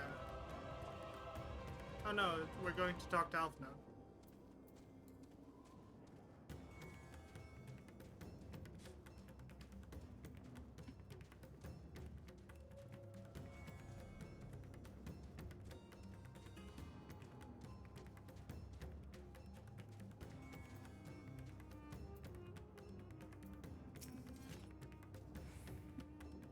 There you are.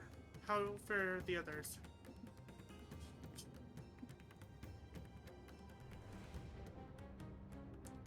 I see. You've seen to all the beasts inside. In that case, in that case, let's have everyone gather in front of the temple.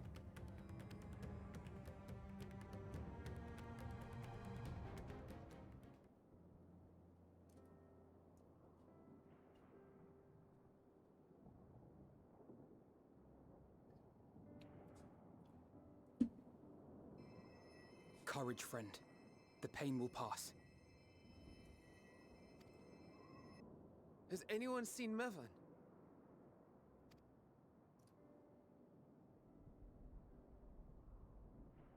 Where could she be?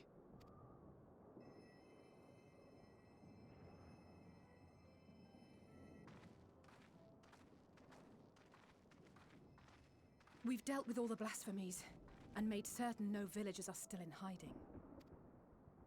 Good work. We've otherwise tended to the wounded as best we can.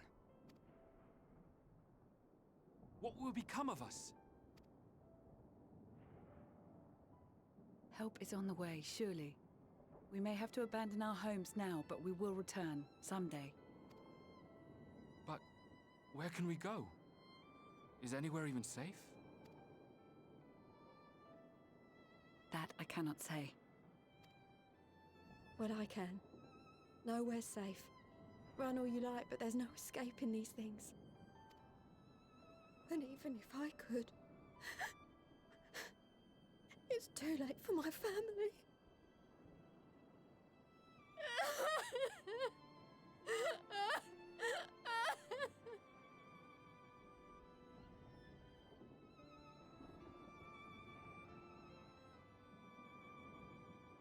This isn't good. The more they dwell on the tragedy, the more likely we are to lose them too.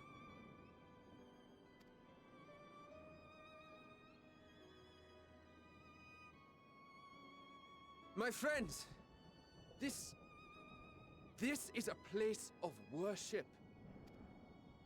Should your heart quake with sadness, cast your mind to the heavens and remember. Remember the teachings of the old gods. Did they not implore us to stand fast when waves of sorrow break against our shores?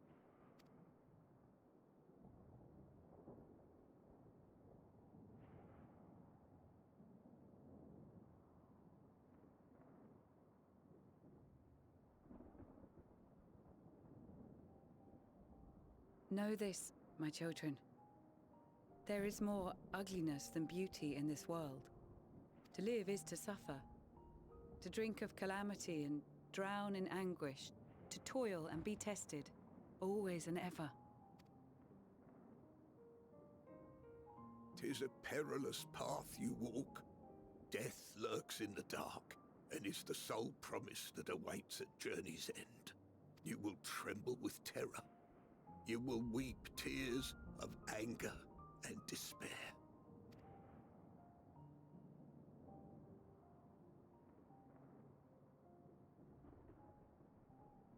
But do not avert your eyes. See your life for what it is. Then will you see how the hardships make you strong.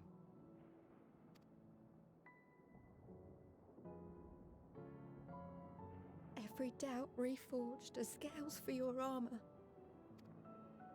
Every agony to temper your blade.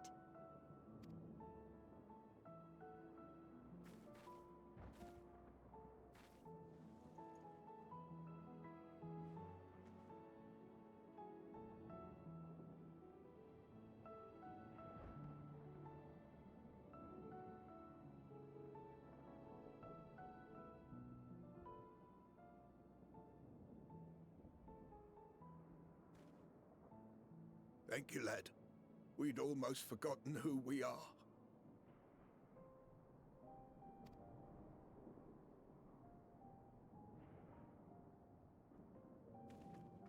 My undying gratitude to you as well, my friends.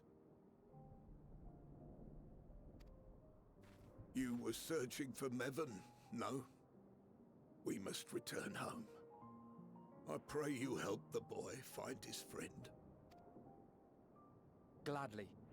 We dispatched what beasts we could, but the roads are still dangerous. Stay together and go in safety.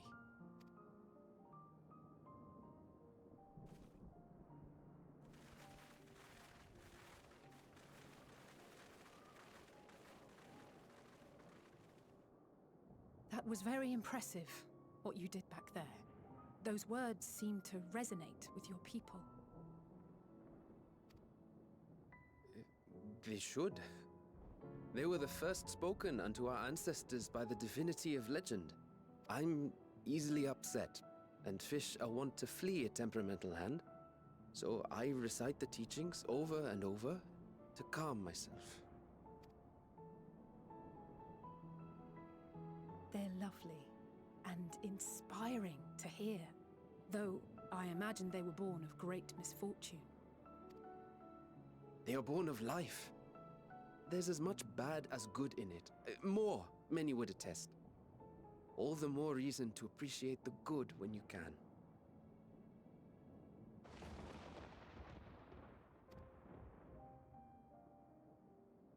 I won't argue with that.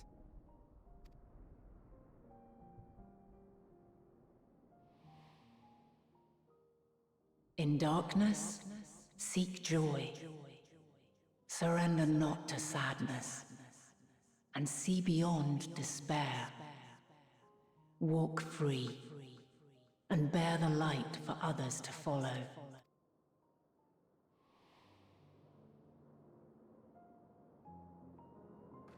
And with that, let us see if we can't find Mervyn.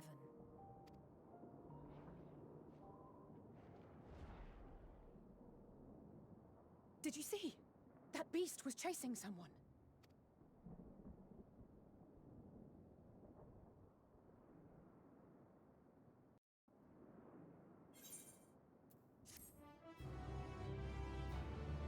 And I am crying again.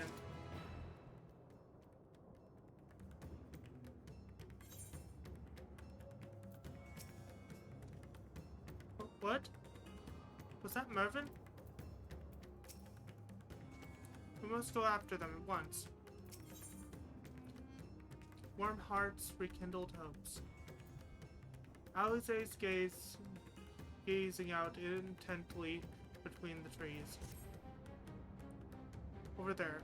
My view was blocked by the tree, but I'm sure I saw someone being chased by a beast. Wolfmage, go with Matsia and search along the river. Alphinaud and I will circle around from the south.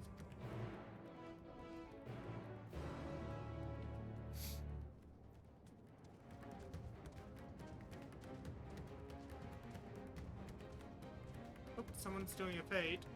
I'm just gonna pass on through that fate.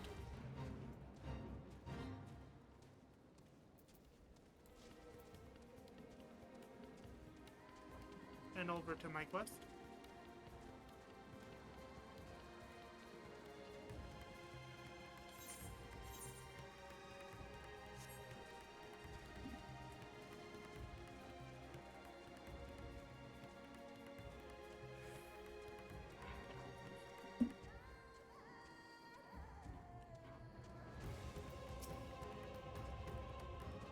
We've reached Fort Maya.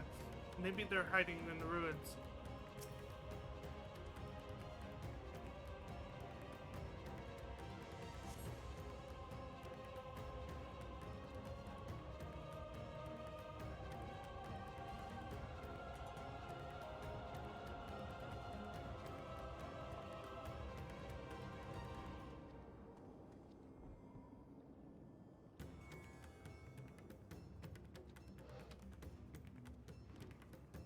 That's her! No, I'm sure of it! Mervyn! Don't! Please!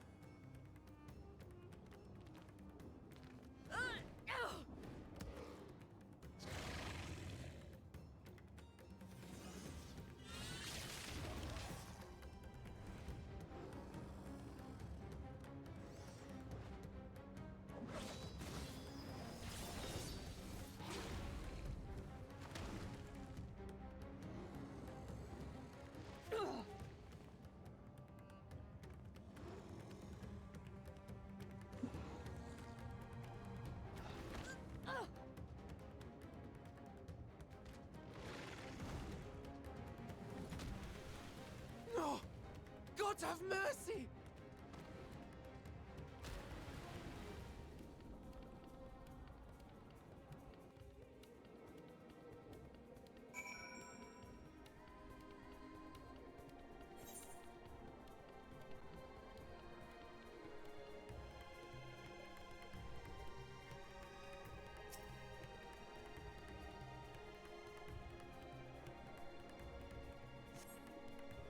Revan's lifeless body floating before you, battered and broken. Her death no doubt came swiftly. Her infant daughter, however, is nowhere to be seen.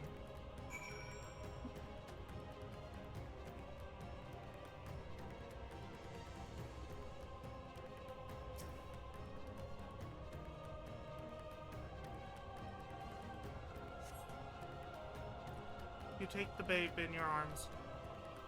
If she lives, you cannot tell, but she will surely not survive unless you carry her to the surface.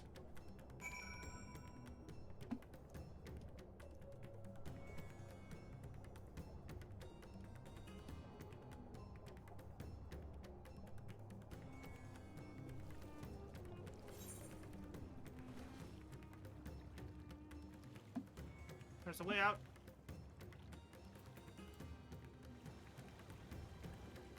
This seems like an urgent enough reason to hurry.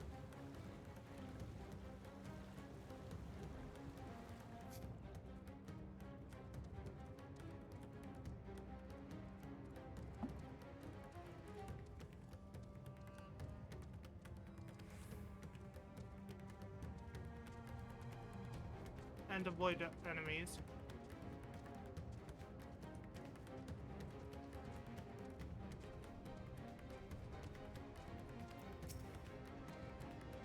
So, where are they? Oh no, no, no. What do we do? What do we do? Did you find Mervyn and the child?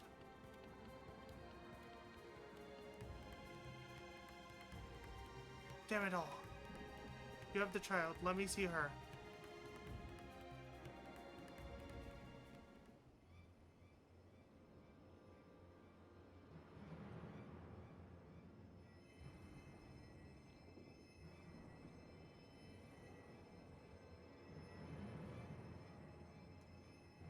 She's so cold, Elfino.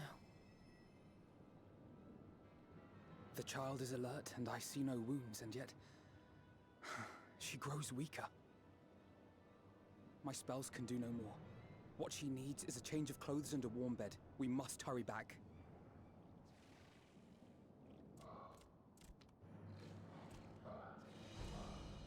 Not now! Matsia, take the child.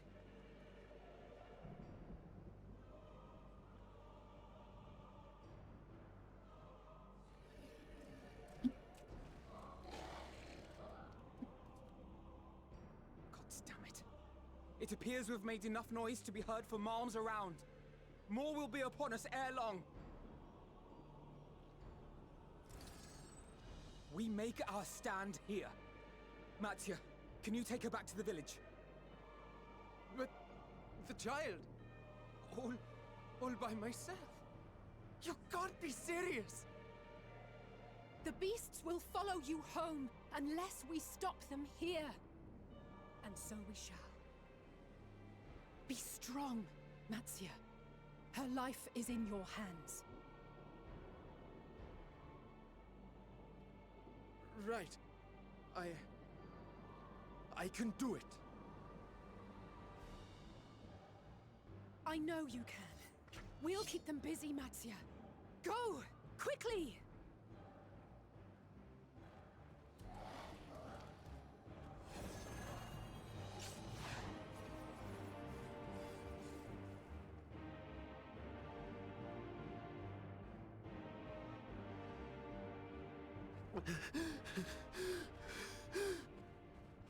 Steady. You know the way.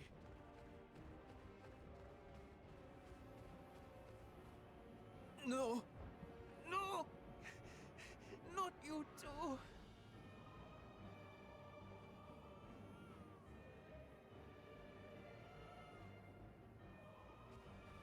Don't be afraid. Don't be afraid. To live is to suffer, to drink of calamity. It is a perilous path. Death lurks in the dark.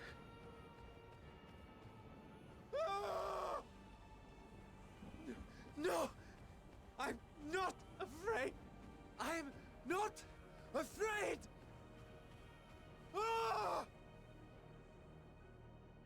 Do not avert your eyes. See your life for what it is.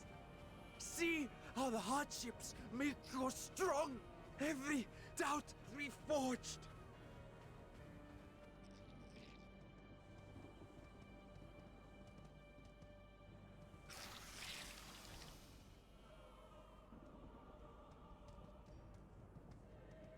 Every agony.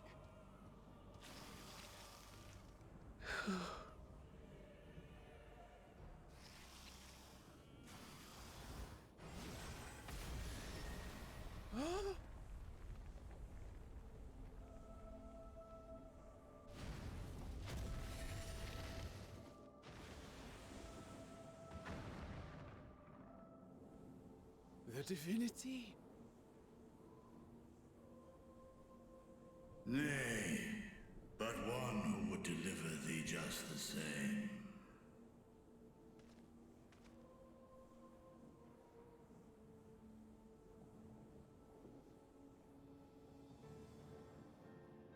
Please. You must save the child. She is all that remains of Mevan and Grasef. Please.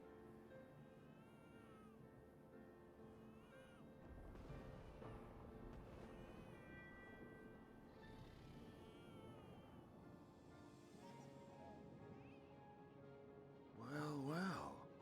Seems the babe's taken a liking to you.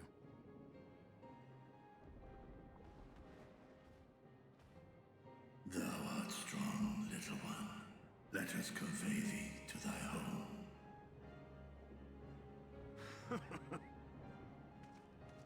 I spied our friends as we flew in. They appeared to be holding their own against the Horde.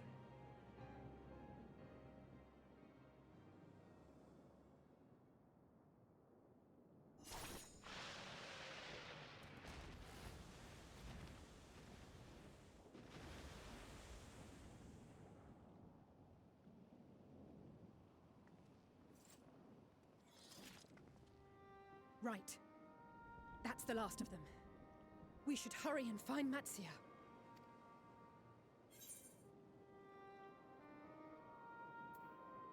He had help from on high.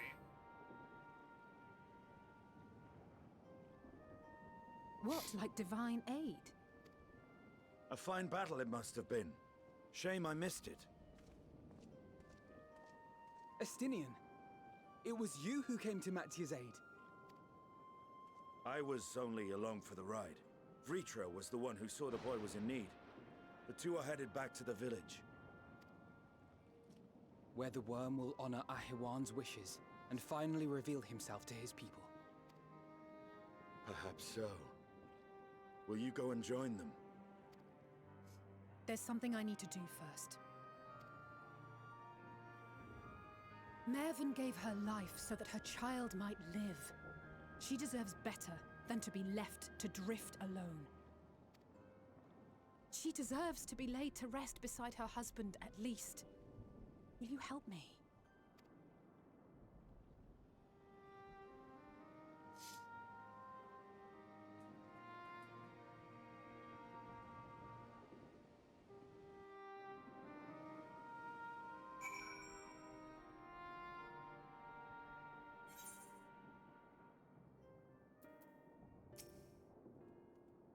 So I will keep a watch until your work is done.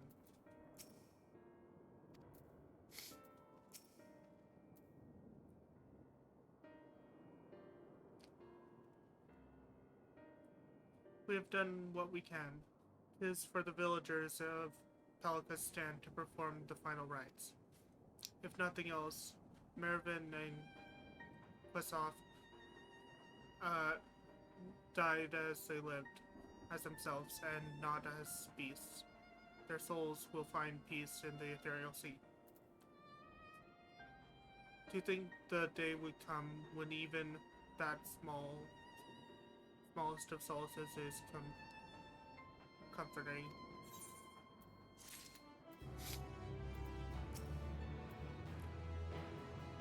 May their souls be returned one day, reunited one day.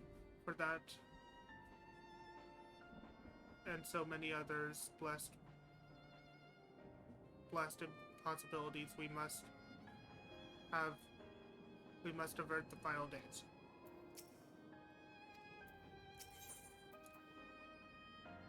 Simple pleasures. Estinian stands in silence, a grim expression on his face. Are you ready, then?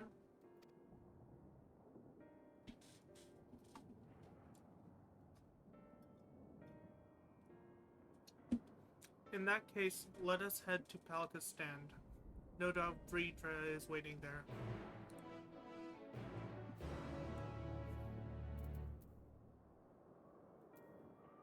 Also, there's an 8th right there, and I did not attune to it! Joy. Meaning I have to walk all the way back.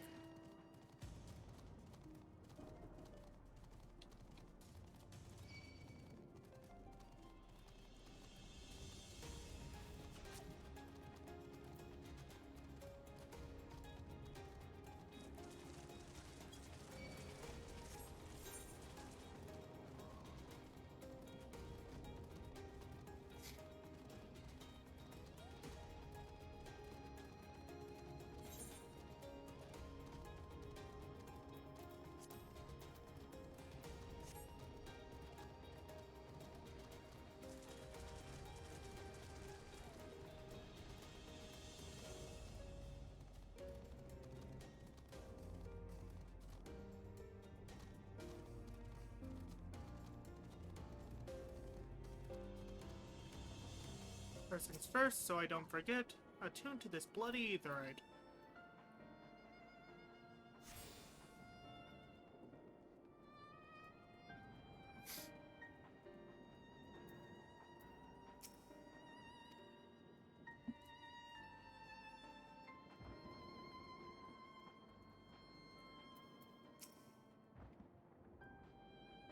First, hordes of beasts, now a mighty worm. Our world grows stranger by the day.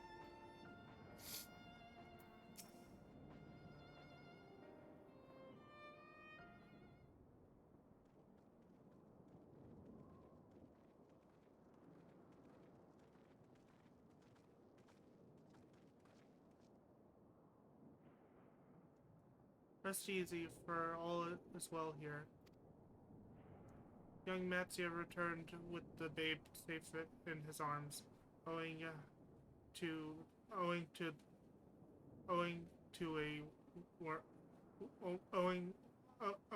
a warm bed, and the girl hath already begun to regain her strength. Less joyously received was word of the mother and father's fate, as well as that of their transformed neighbors. How many children of Thavnir must we lose to this calamity? Mothers, fathers, brothers, sisters, sons, daughters. Every death, another void that can never be filled. We who survive we who serve them must carry the weight of their memory as we strive to regain a semblance of what we have lost. Versov and Maven's babe is a child of Thavnir as well. I thank you for returning her to us safe.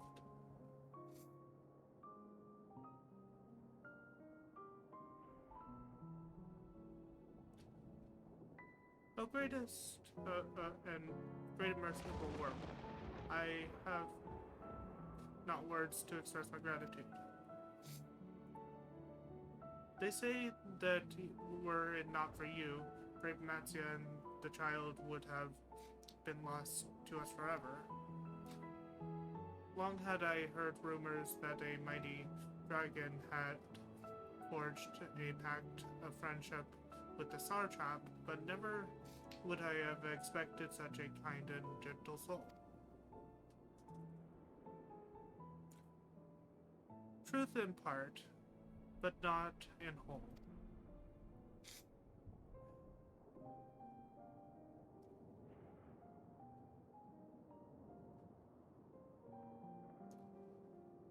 I am Veritra, and for years uncounting hath this isle served as my abode. An isle I have ruled over as Sartrap, with Ahawin as my loyal servant.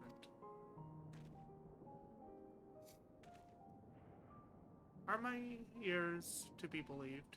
You were the true Sartrap all along?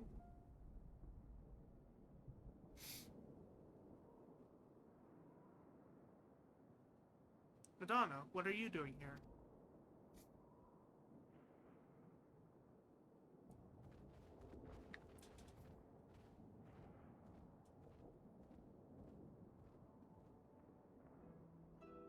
I heard from the Radiant that you had gone to help the people of Palika Stand in their time of need.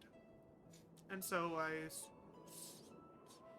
I and several of my colleagues from the Great Works came to offer our services. The alchemists have already brewed up some potions for Mervin's daughter. But enough about us. You and your role are of far greater enigma. If you were the true Sartrap all along, could it be that young Varshan was created to serve as your emissary? Thou didst suspect the boy was but a simulacrum? A rumor has circled for many years around the High Crucible that our most skilled alchemists were once commissioned by the Sartrap's family in secret to fashion a marmot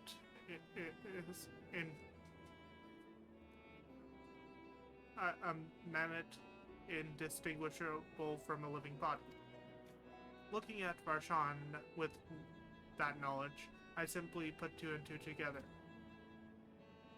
I was not alone in drawing the conclusion, but like me, they no doubt realized that the Sartrap was using the simulacrum to work more closely with his people, and decided not to press the issue. I had always assumed one of Ahawin's associates was manipulating it from afar, though the truth is indeed far more surprising.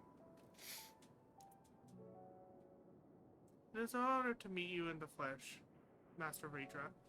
Pray allow me to express my gratitude. If you had not believed in and given us your scales, I do not know where we would be. Thank you from the bottom of my heart. 'Twas thou and thy fellow alchemist that fashioned the beams to unmake the towers. You were the saviors not only of Rodzahand, but the star. Far too kind are you, Master Vitra, but the star yet wants for salvation. Once more will my colleagues and I commit the knowledge and resources at our disposal to the mission of aiding the people in their darkest hour. It would seem this place is in good hands. I would return to see how Rodzahand fares. What will you do, Scions?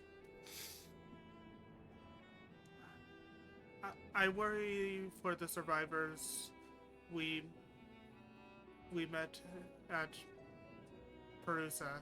Shall we pay them a visit before making our way back? In that case, might I ask a favor? Nothing so burdensome, I promise. This way.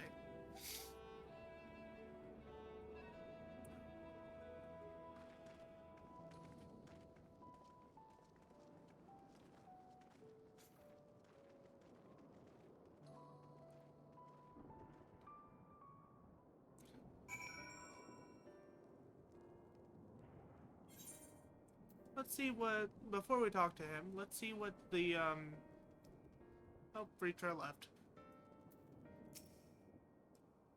Had both you and Master Vrisha not intervened, many and more would have no doubt perished. I am forever in your debt.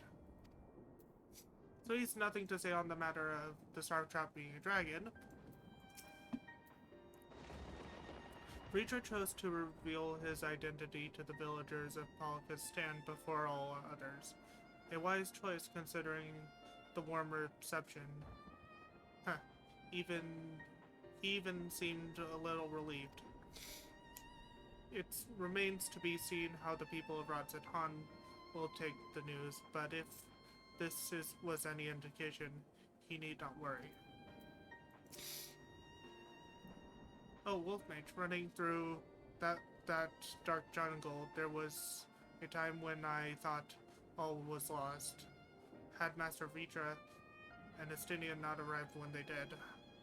No, I must focus on the good. Maven's precious daughter is safe and sound, and that is all that matters. What a lovely aroma. I wonder what sort of spices those are. Curious, isn't it? The burning sky is ominous, yet the crackling flames here are somewhat calming.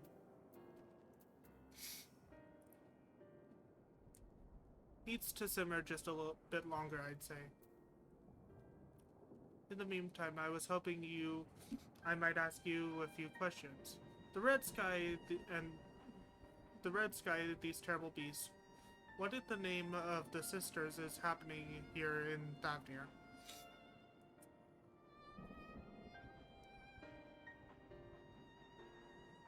Oh my, that's rather a lot to take in. It would seem the situation is even more grave than we expected. To think you, friend, my colleague... thank you, friend. My colleagues and I will use your knowledge to see if it can further our own research. And with that, here we are. A pot of piping hot chili, brewed from my own secret recipe of spices and tea leaves, together with a healthy helping of rich milk and pure sugar. I've made enough for everyone in the village. Might I trouble you to deliver a few cups? The drink has medicinal properties, then? Not in the least. The ingredients are quite ordinary. It's so very tasty, though, and has a way of lifting the spirits. The spicy aroma and distinctive sweetness of chili is a simple, everyday pleasure on our island.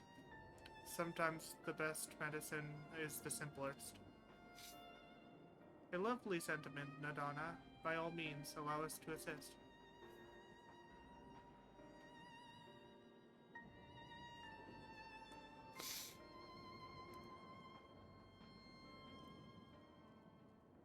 While you lot distribute hot beverages, I'll do a sweep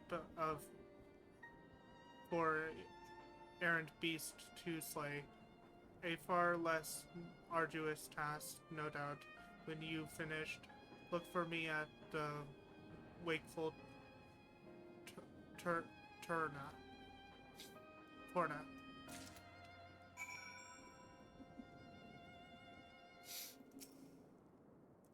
Look at them all, lazing about, knowing full well the beast might strike again at any moment. Do they not realize their lives are in danger? Well, I, for one, intend to survive. I'm too young to die. Yes, I'll leave this island behind, I must. But where would I go? Is anywhere safe these days? Hot chili. A cup of chili. Can't you see I have more important things to worry about? No, you're right. It's precisely in times like these that we must strive to remain calm and steady. I do believe I'll visit the Elder and see what needs to be done. If there is any way I can aid my village and my friends, I will do it. Anyone to talk to in here?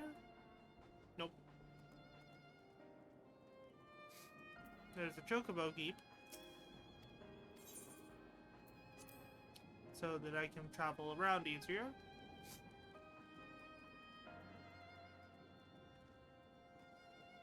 Weary citizen.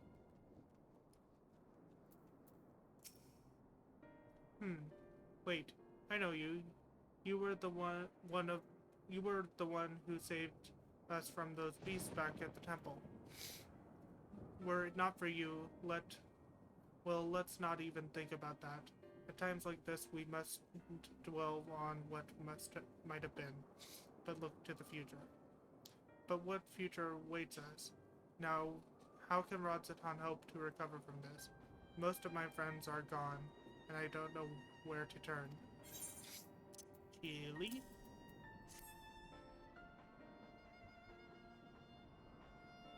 A cup of chili. Well, if you insist. Ah, that aroma has a way of clearing the mind. Come to think of it, we've faced our fair share of trials in the past as well. And no matter how hard the time, we've always come together as a people united. One day at a time, one step at a time. For that is all any of us can do. Yes, back to work. Once I finish this cup. Thank you.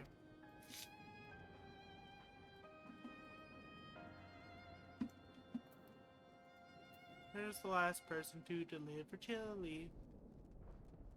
Looks like it goes outside of the village, and there doesn't appear to be anyone inside the village walls that left, so let's step out and go around the village walls to look for someone.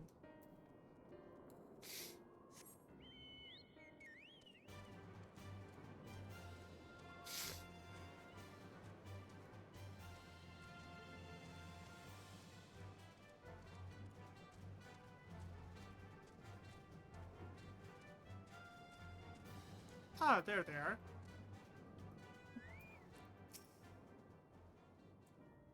I'm sorry, I just wanted to be left alone. My best friend and I, we fled the village together. One of the beasts took him and it was all I could do to run. Well, all the while I could hear this monstrous voice screaming my name. Here, have some chili and calm down. This is for me? We used to drink chili together often, shared stories over steaming cups after a hard day's work. Thank you, friend. The pain may never pass, but I must press on all the same. For his memory and for we who must remember.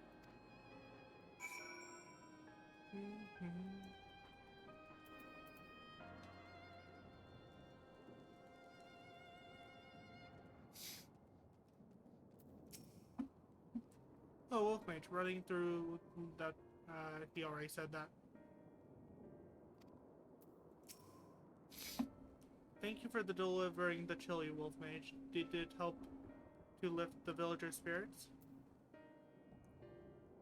That is heartening to hear, indeed. The final days show no sign of abating, but that is all the more reason that we must try and keep our composure. Our lives have been forever changed. The people we have lost will never return to us. These tragedies will long weigh on our hearts. But we have the capacity to live with our suffering, to carry on agony to carry the agony till we to join the fallen in death. It is not a surrender, nor a reconciliation. for it is only in accepting that it is only accepting that we find the strength to move forward.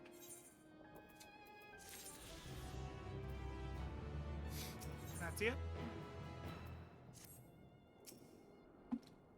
Hardship is an inescapable part of life, we believe, and so our tradition teaches us how we might overcome these trials.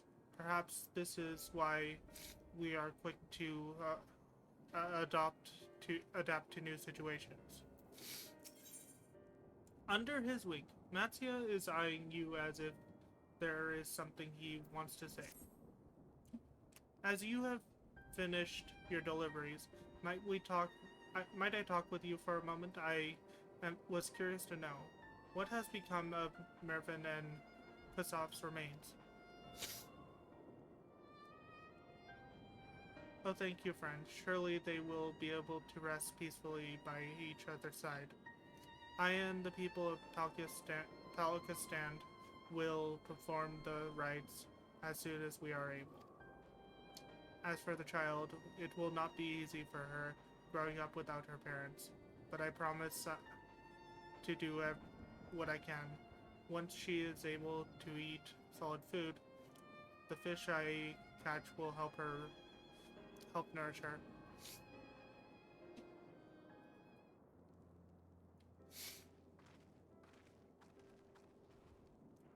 Well, we finished delivering the chili. I do believe everyone has a piping hot cup. I almost believe there's a magic at work. How their tension fades with every sip. Let us pray that Palakistan has been the last of those transformed, at least for now. They are still at risk, as everyone in Davnir, like as not. Still, I trust we can leave this place in the care of our friends from the Radiant Host and the High Crucible. Shall we return to Radzaton? By all means. Do not let us keep you further. There's still many who have need of your wisdom and strength to deliver them from this terrible calamity. And I will do what I can as well. I will bring rations and supplies from Akali. We have plenty to spare. Then let us find Justinian and be on our way. Where did he wander off to again? The wakeful Torna, near the bridge to Radzaton, as I recall. Very well then.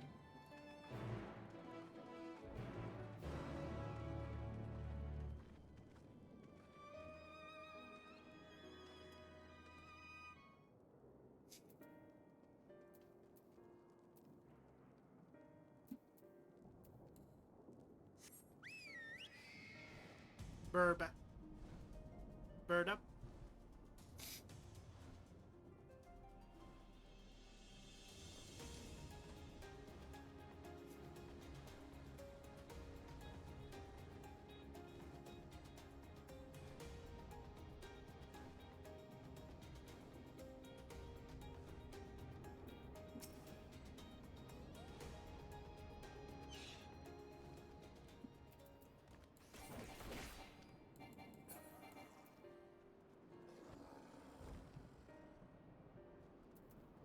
Go ahead and help that guy while I'm out here. Bird. We have TF'd into Bird this time.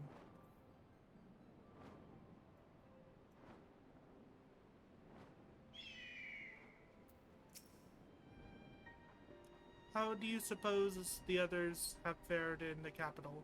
I hope things have not been too eventful in our absence. I have apprised Justinian of the situation in Palakistan, so we need to have that conversation. Alphino told me everything. Well, glad am I to hear here the people are safe. Likewise, you will be pleased to know I have found no evidence of lingering beasts in the jungle and ruins. Twould seem you have finished off the last of them.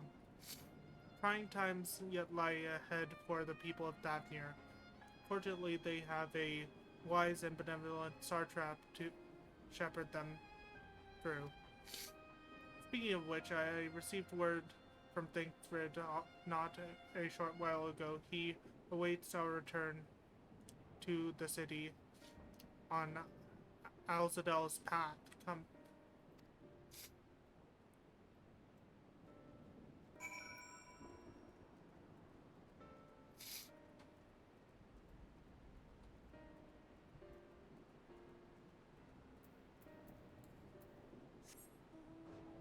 Move a little faster with the mount.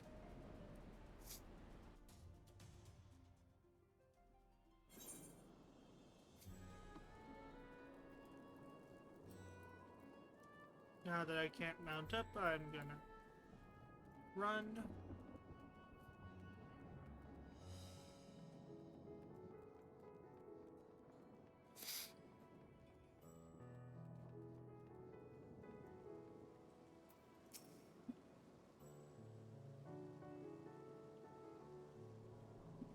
The poor old woman who became a beast said her grandson had gone to Palka's stand. I hope he survived.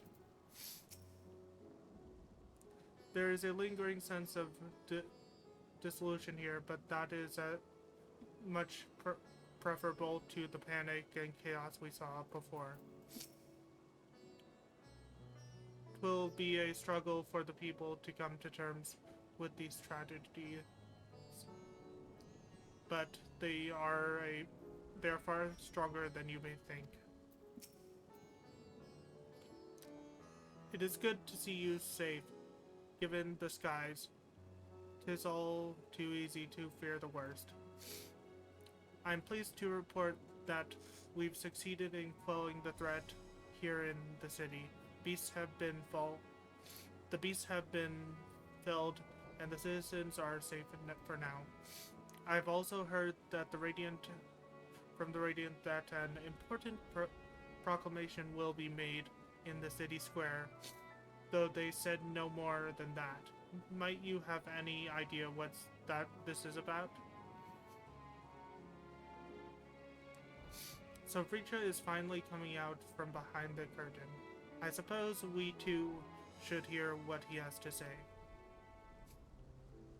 The Megaduta then.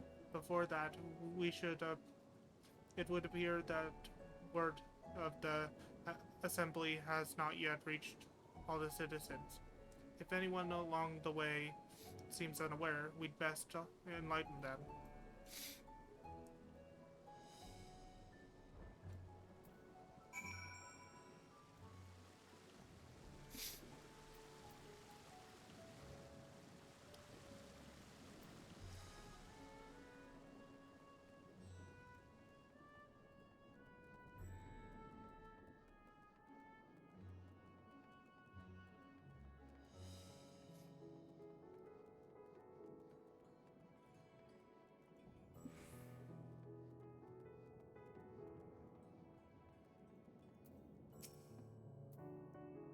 Are the beasts all gone? I've been hiding and I'm too scared to go outside and look. Oh, that's a relief. I thought one of those beasts was going to eat me. I wonder where Vershan is. He's the slowest runner. I hope he got away. Oh, he could be with the other people from the palace. Maybe I'll see him in the square.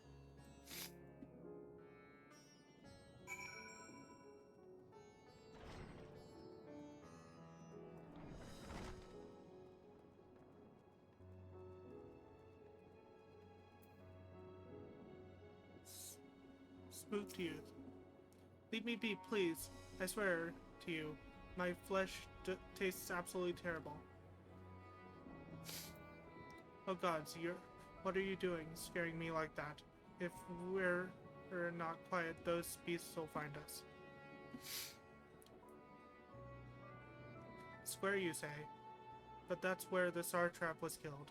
With my very eyes I saw him crushed in that creature's maw. So many lives lost, such terrible carnage. And you say there is someone else who would lead Radzatan in his stead? Whoever they are, if they say anything too sully the memory of our beloved Sartrap, I'll make him regret it.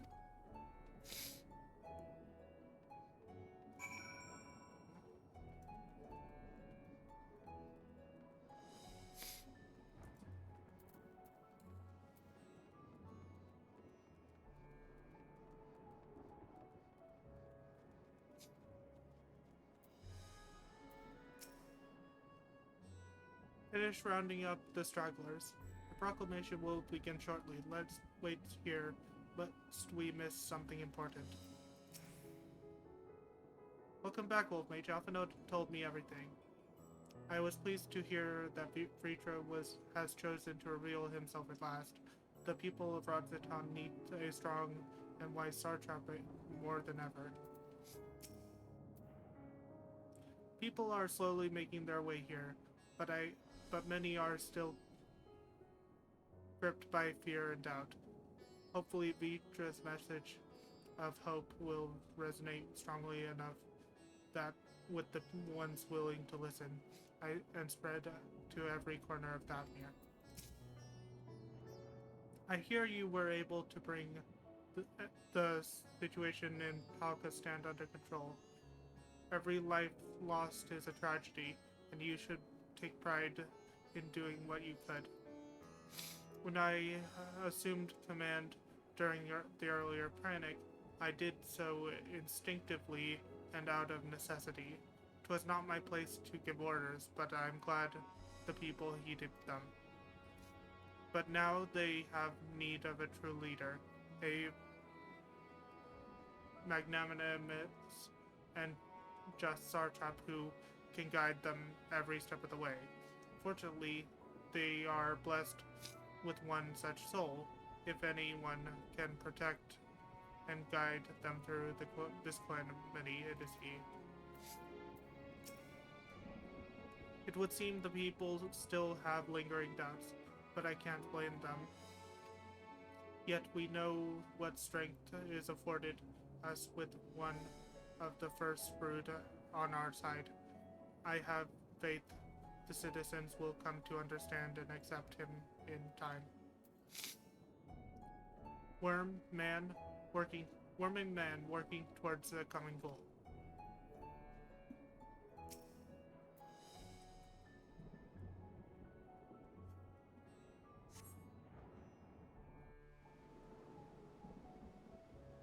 Boop-a-doop-a-doo. Doop.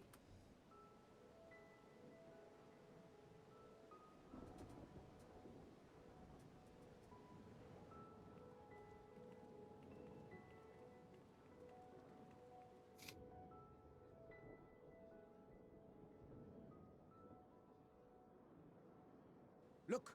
Someone's coming!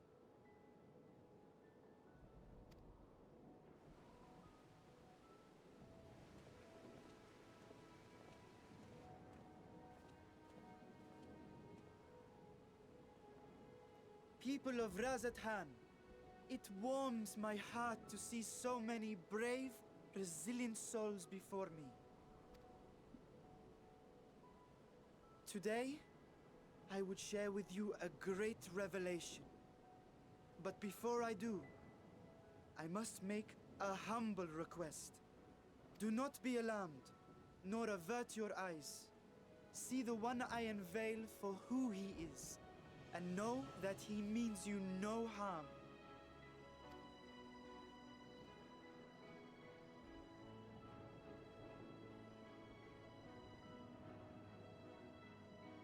Very well.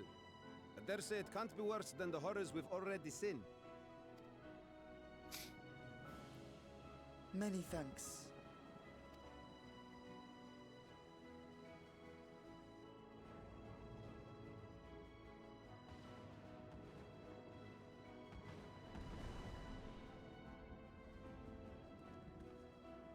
A dragon!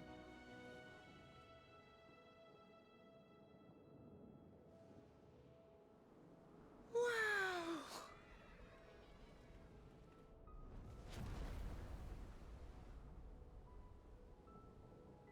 People of Radzathan, I am Vritra, and for years uncounted hath this isle served as mine abode.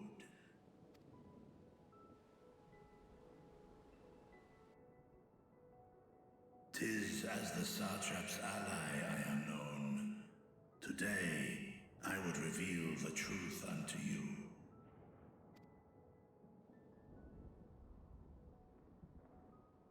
Let us hope they accept him.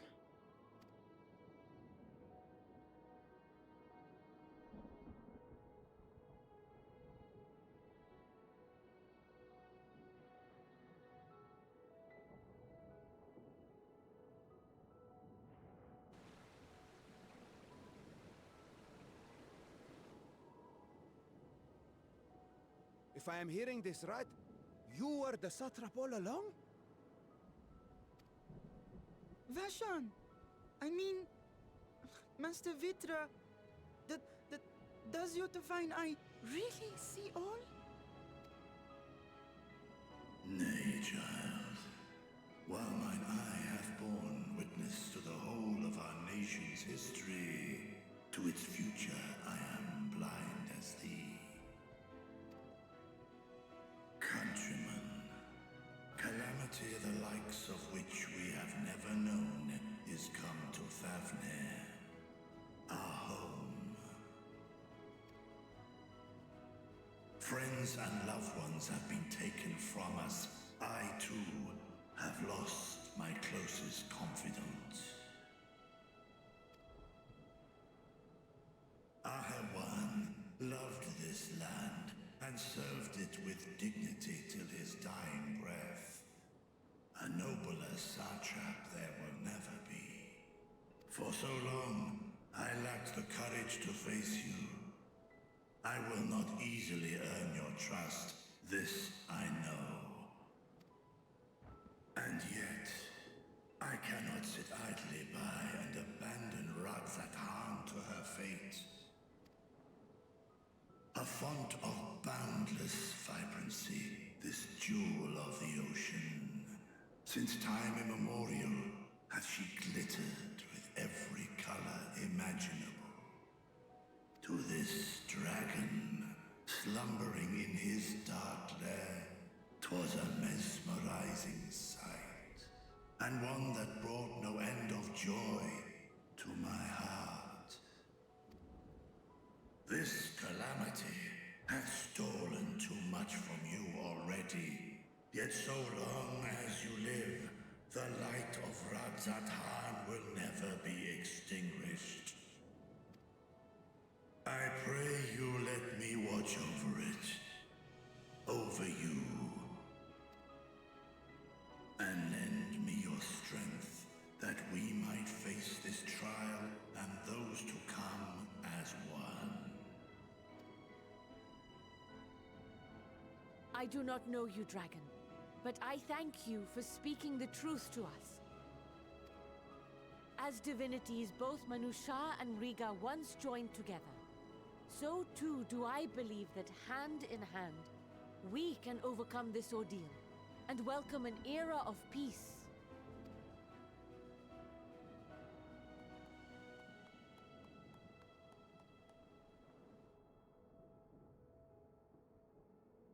A sight that would have surely brought a smile to Azael's face.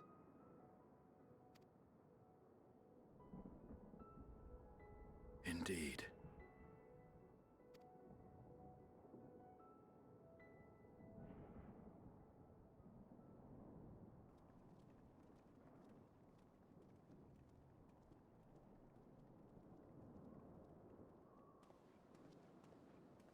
Excuse me, but I must speak with the satrap at once. Father,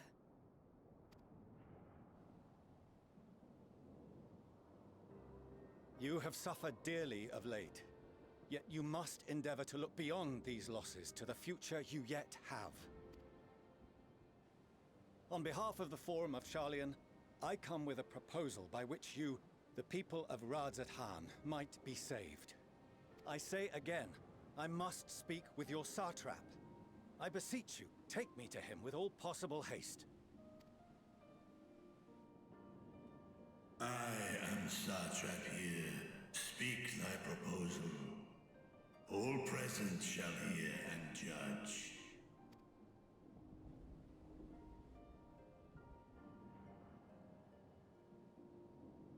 If I have given offense, then I apologize. First, allow me to share with you what knowledge we have of the phenomenon responsible for your woes. The final days. 'Tis an affliction of stagnancy and rot, sown into the currents of the star. Though the first prominent manifestation was here, in Thavnair, it will invariably spread to every corner of the world. The Forum was forewarned of this apocalypse several centuries ago. Thenceforth, my predecessors sought to prepare for the end times in the only conceivable fashion, by securing a means of escape.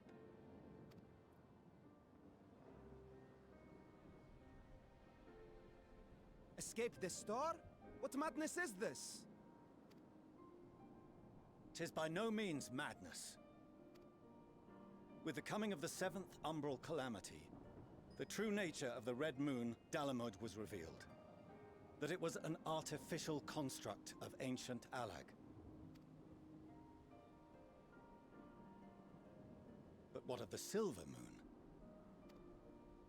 This celestial satellite is yet another technological marvel fashioned and maintained by ancient allies. A ship that will sail the heavens and deliver our people from destruction. And by our people, I speak not only of Sharlayan. We mean to save every man, woman, and child it is within our power to save. Including you, our dear friends of Radzat-Han. Recent events necessitate adjustments be made, and quickly, but we can and will escort you safely to the moon.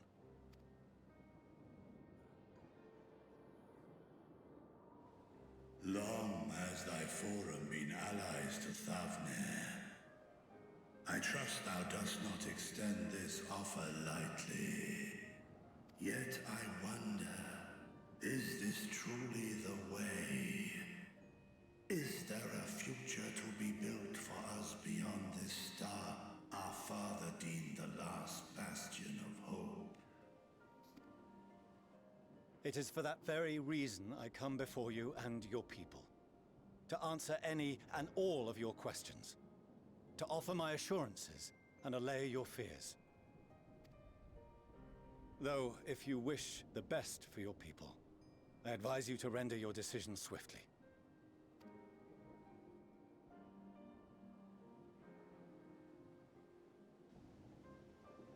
Show our friends to Megaduta. They are to be received as honored guests.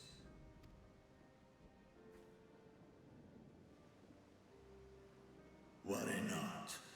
Whatever decision is reached, your paths shall be yours to decide.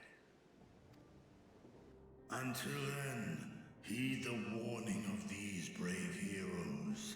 Guard your hearts against fear and despair, for it is within such fertile soil that the seeds of blasphemy find purchase. Remain calm and attend to your daily tasks. I shall return anon.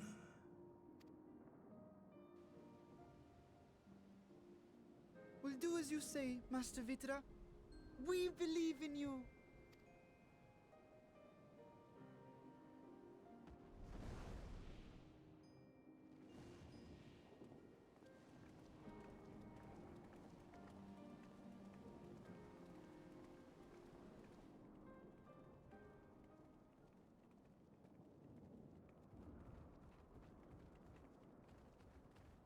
Oh, you're still here. What a relief.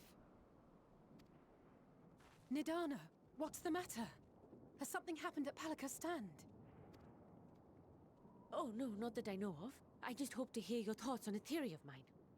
All who undergo the transformation are drained of their ether, yes? What is it then that gives these beasts the strength to carry on as they do?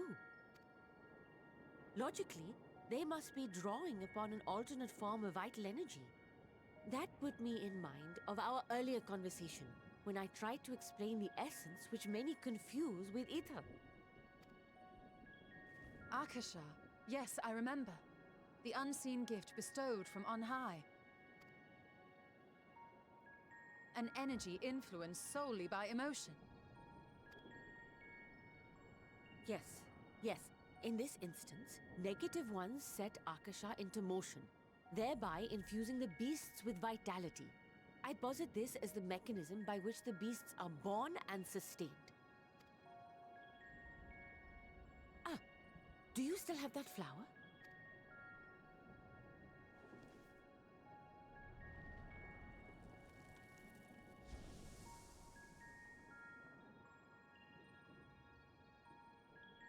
If we accept that it once shone bright by drawing upon Akasha, influenced by the thoughts of those nearby, then fear, terror, despair, negative emotions so powerful as to suffocate it, permeated the air in this place.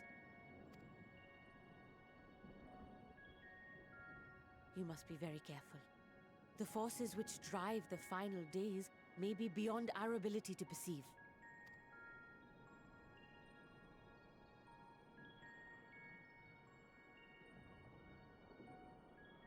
Sorry, I didn't mean to scare you like that. At any rate, I will continue my research into Akasha. Do temper your expectations, however. There are sadly few detailed studies upon which I may draw. Formulating a new theory as you have is itself no small feat. I wish you well in your endeavors, and pray you take care. Thank you. You stay safe as well, yes? Till next we meet. And we will meet again. Sorry that I'm sniffling a lot. I seem to have caught a bit of a cold. Summer cold at that.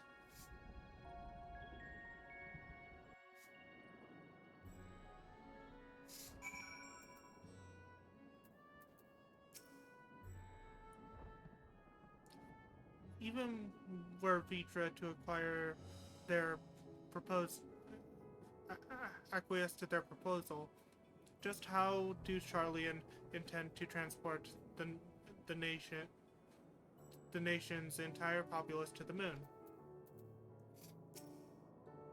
That soldier of the Radiant Host there, if I'm not mistaken, he accompanied Ahuan and to Vespani. Could it be that he knew Vitra's identity all along? We have no better, safer course of action to offer them than flee to the moon. I know this, and yet Vitra and his people love their home. There must be something we can do. Their salvation sits ill with me. But if life has taught me anything, it is that there is little to be gained from arguing with Charlian. We must take it upon ourselves to find a better way. I have been entrusted with a message meant for you and your companions. When you are done speaking amongst yourselves, I will share it with you. Under normal circumstances, the form's proposal would be regarded as sheer madness. But when the sky burns, even madness can sound appealing. Doubtless Vritra is loath to abandon his home, and yet, absent of other options, he cannot dismiss this option out of hand. As far as we have come, and after all the horrors we have seen, there is still so much we do not know about the final days. Could it be that could it be, as Nadana said, that the cause of this phenomenon is beyond our comprehension? And if so, are we powerless to forestall it?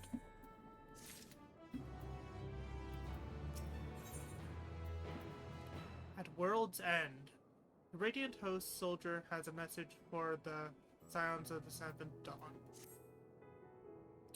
Greetings, honored Scions of the Seventh Dawn. I have a message from His Excellency the Sartrap. Brave Scions, you have my gratitude for aiding my people in this most trying time. Alas, matters at Magaduta prevent me from meeting you in person. I ask as a token of my appreciation, I have arranged for a feast to be held in your honor. May it nourish you in preparation for the trial ahead. Such are the words of Master Ritra. The feast he speaks of awaits you at Meherid's Mayhem. Pray, make your way there whenever your business here has been done. We thank you for your kindness. Indeed, I was hoping we might find a place to discuss our next course of action. That seems an ideal venue. And you too, Wolf Mage Corwin. There is someone we had hoped to introduce you to in particular. While I'm loath to detain you further, might you spare a moment of your time? A personal invitation. Knowing full well your services are in highest demand right now, this must be important. Worry not, we'll save some food for you, so take all the time you need.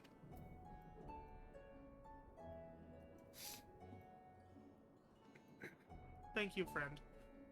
Whenever you are ready, please join me at the Aetherite Plaza. I shall go on ahead.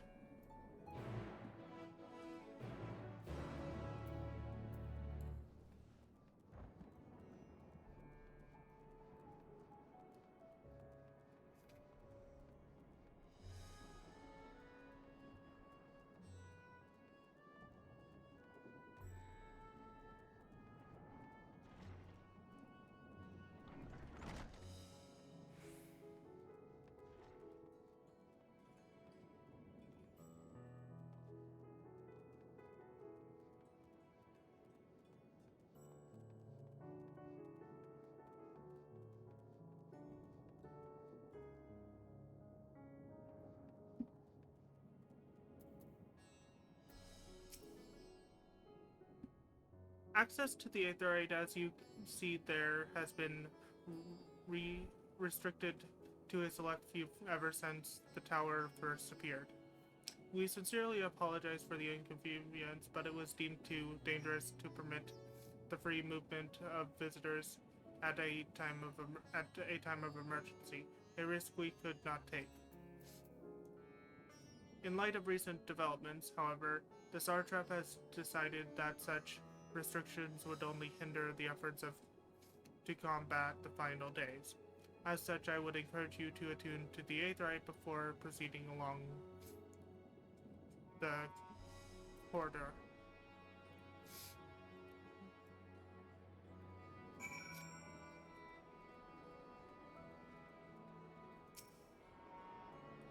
Yeah, I can finally teleport.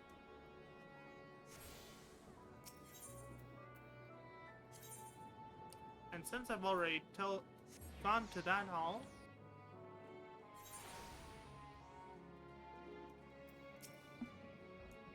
you must be wondering what this place is. You stand in the Hall of the Radiant Host, from where our leadership oversees all of Radzaton's military operations. Sundrop, our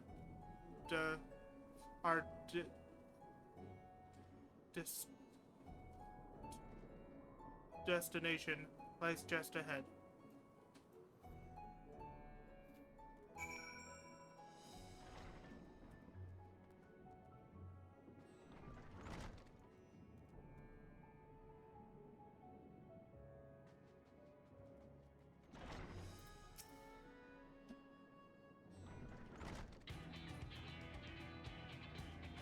Welcome to Sundrop. Without further ado, allow me to introduce you to...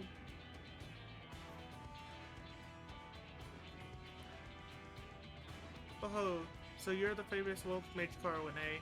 I knew it the moment you stepped in through the door. You've the look of one who's walked through hell. Sir, Bed, please. You are speaking to the Sartrop's honored guest and a visitor of our people. Can you not show a modicum of respect? What disrespect is there in paying a fellow warrior a compliment? We're all friends here, or will be soon enough. More formally then. For the benefit of my countrymen. It is a pleasure to have you with us, O great champion of Eorzea, scion of the San Dawn, warrior of light, and all-round good egg, I'm sure.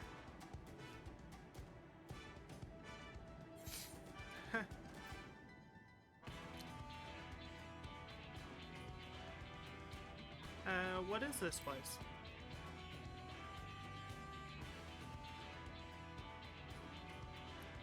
I hear you've been to Kugane, where you'll have seen all sorts of foreign embassies and whatnot.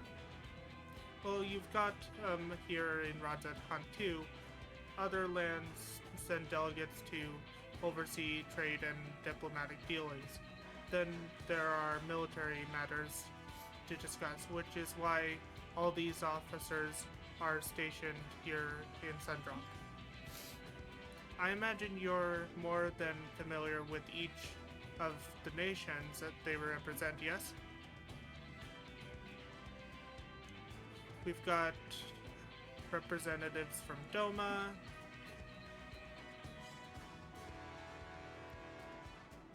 Ul'dah and Alamigo,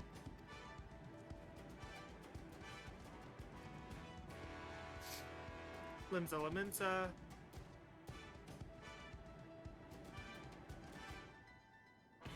Redania,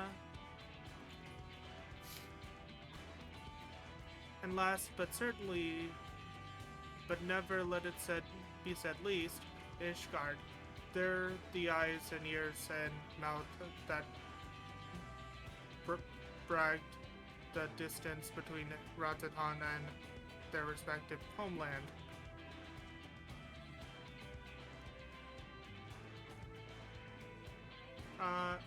We've used this brief respite to share the details of our plight with our overseas counterparts. And wouldn't you know it, all their leaders requested a few words from you specifically.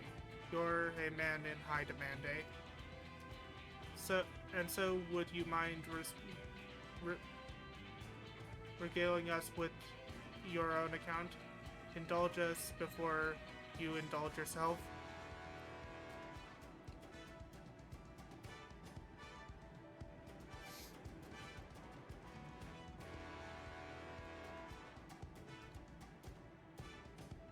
I thank you for the report. The conditions under which men are turned to beasts, the etheric abnormalities you have observed, and you have given us much to consider. It is concerning that the first transformation apparently occurred before the skies turned red. Tis contrary to what one would expect. Thankfully, the information you conveyed to Lucia upon your return from the moon has already proven invaluable.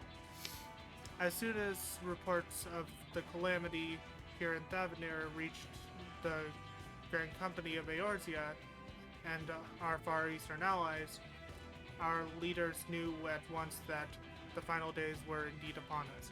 They began taking steps to assess the extent of the phenomenon spread.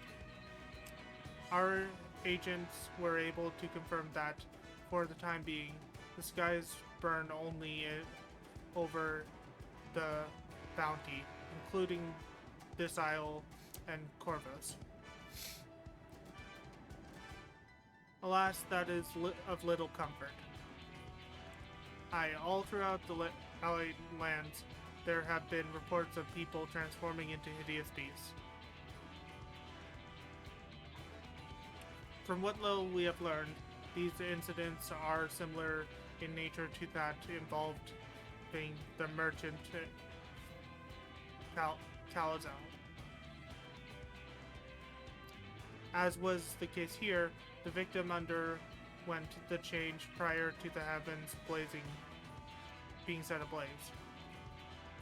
So while the burning skies have yet to manifest beyond the bounty, the transformation does appear to be subject to any similar does not appear to be subject to any similar restriction. If anyone anywhere overcome with despair can turn, then nowhere is safe. That's about the size of it. Speaking of which, we ought to give these creatures a name, don't you think? Here in Radz-at-Han, we've taken to calling the first change, which tended to be the biggest, blasphemies. As fitting a name as any, to ensure clarity in future communications, we shall urge our comrades to adopt this terminology. Our leaders have taken measures to deal with the threat to the best of our abilities.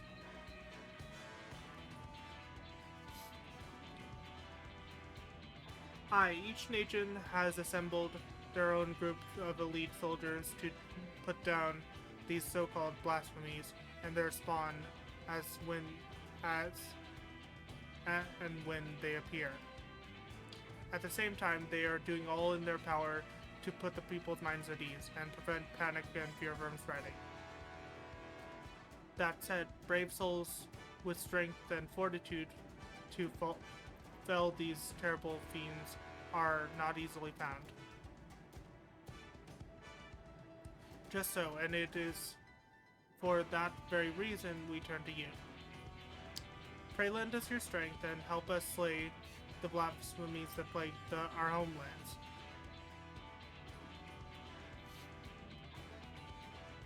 Now, you don't have to give your reply before dinner.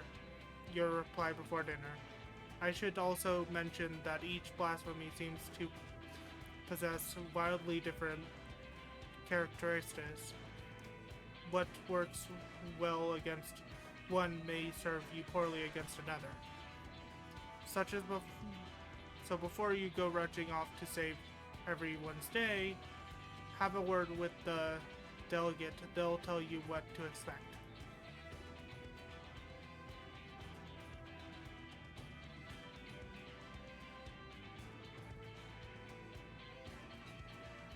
And with that, I do believe our friend here has a feast to attend.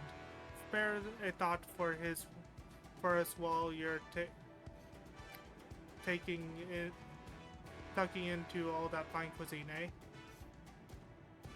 You now have gained access to role quests for Endwalker. A separate quest line and story is now available for tanks, melee DPS, physical range DPS, magical DPS, and healer roles. To undertake these quests, speak with any of the delegates at Sundrop, and agree to help defeat the blasphemies that plague their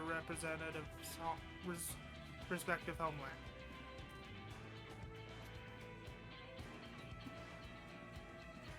Now, these are not required for storyline, unlike the Shadowbringers ones. The Shadowbringers ones you had to do at least one of to progress the story. These, you don't have to do that. Pray forgive Cerbot her rudeness. She can be boisterous at times, but it is simply her nature. Anyway, my apologies for keeping you from your hard-earned rest. Will you be joining? Will you be rejoining your You will be rejoining your companions. Yes. Do you know the way to Mayhem? I know rods that hung like the back of my hand. Glad to hear you're becoming familiar with our fair city. You'll be pleased to hear that all drinks are on the house, so order whatever suits your fancy. And with that, I must return to my post. On behalf of all the Radiant host, I thank you and your friends once more for lending your strength and courage to Radzatan in our time of need. We shall endeavor to fight the good fight on to the end, that we might honor Ahwin's legacy and serve Master Vitra well. You have my word that your efforts will not be in vain.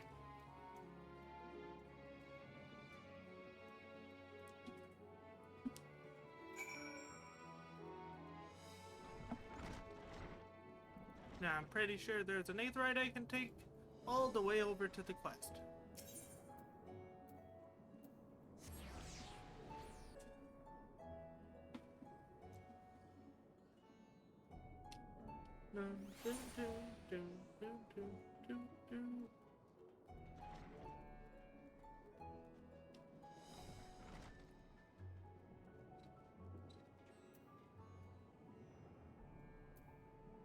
Melio. Welcome. When the Sartrap asked us to entertain a party of honored guests, I was wondering whom it might be. This is a lovely surprise, to say the least. By the way, I heard all about Kalazel from your friend Grahatia. I understand there was nothing that could be done, but I was heartened to hear he meant us no harm. I can't thank you enough for dispatching the beasts. As the smallest token of our thanks, your food and drink tonight are Mayhen's treat. Speaking of which, what shall I start for you off with? I think it's fitting to get chili because of the quest earlier, so chili. As you wish. Pray join your friends. I will bring you your drink.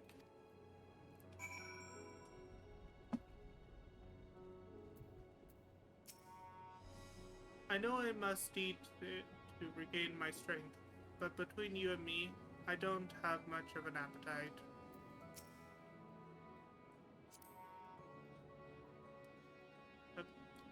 How was your meeting with the Radiant? I would love to hear more.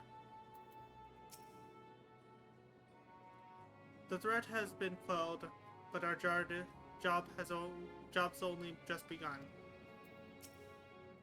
Forgive me for not wanting to make a toast.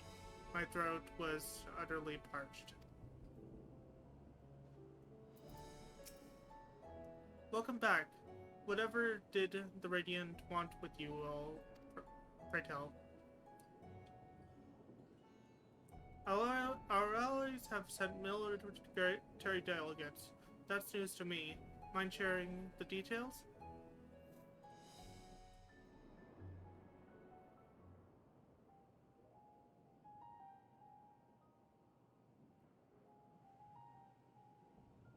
So blasphemies now plague all the realm.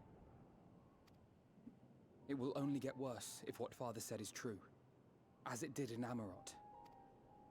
If that's our model, then shouldn't we expect the effects to grow more severe as it feeds off its own spread? As if people transforming into those monstrosities wasn't bad enough. If the flora and fauna, if the land itself turned against us. No one would survive.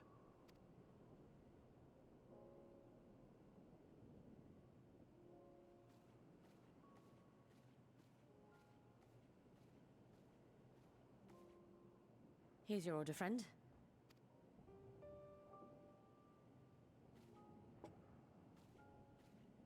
Oh my god, food should not look this good in a video game. May you find comfort in these dark times.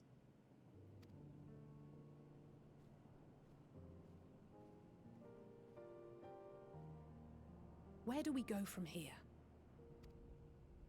If there's one thing we've learned, fighting blindly and simply reacting to what comes will accomplish nothing.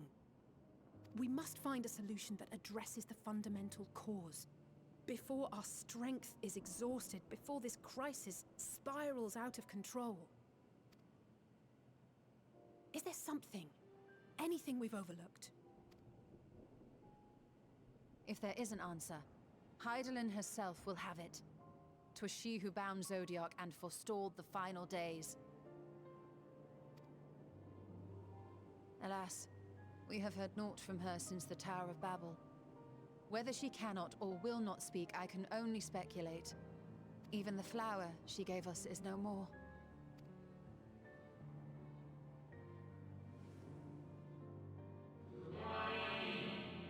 In our time, we called it Elpis. You would do well to remember that name.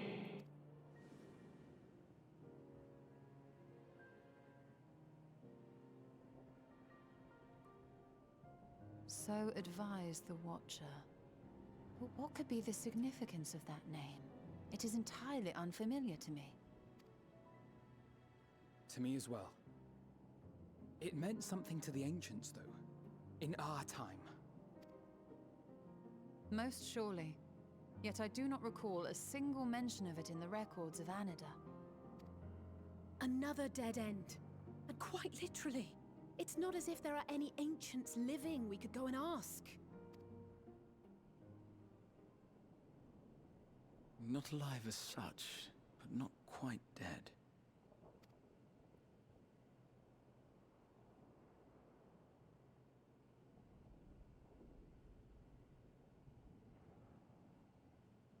Elidibus. I sealed him in the White Horosite of the Crystal Tower back on the first. Contained within that reservoir of ether that maintains it, ether that is returned little by little to the sea. Naught may remain of his soul. However, if part of it lingers, we might be able to speak with him there. I know we can no longer make that journey, but you, my friend, still can.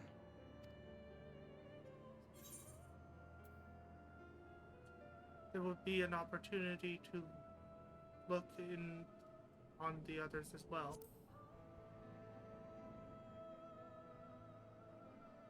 Thank you, my friend. That would mean much to me. If nothing else, should we learn the first is safe, we'll have that much more reason to keep fighting the good fight. That said, the odds are not in our favor, to say the least. Which is why we're fortunate to have Urianger up there on the moon, working hard to make all the necessary preparations for our departure. Should it... And why we have nothing to lose by staying the course till the last instant. Indeed. To the last, let us all do what we can. I will consult with Master Matoya and see if she knows of a way to reach Hydaelyn from the Ethereal Sea. And I will visit the nation's leaders and attempt to ascertain how far the final days have progressed elsewhere. Keep me abreast of your findings. I can seek out and slay the worst of the immediate threats, if only to slow the spread. Unease, terror, despair.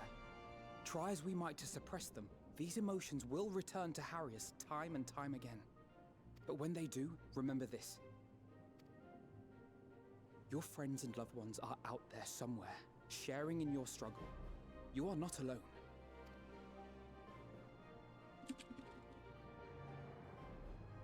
So ends the brief respite before the next revelation.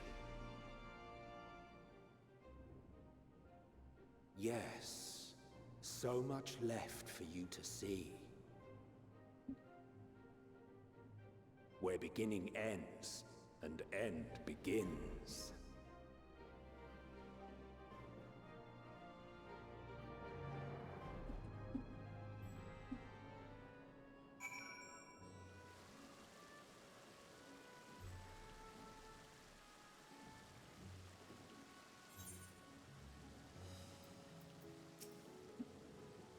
The final days. How far has the phenomenon spread, and how does it manifest itself in each land?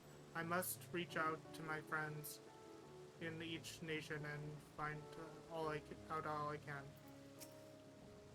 Ah. Well, I suppose I do feel better on a full stomach. After all, burning skies, blasphemies. Not if I've got anything to say about it. Beasts and blasphemies may be running amok in nearby lands outside the influence of Radzatan and the Alliance. If so, I may need to go hunting. If the forum truly has been spared to Heidelin's prophecy, then has it not added that? Then is it not odd that the anti-tower was entrusted to Master Matoya, who bears them no love? No doubt she has a reason for this, and I would know what it is. Nothing like a feast to lift the spirits. I trust you enjoyed yourself as well. Now then, is there anything else? Is there anything we've forgotten to mention? Are you armed and armored in good order?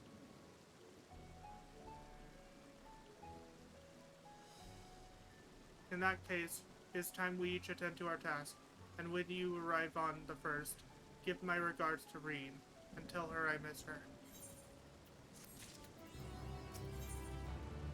Return to the Crystarium. Grahatia has something he wishes to give you. Take this, Wolf Mage, my spirit vessel.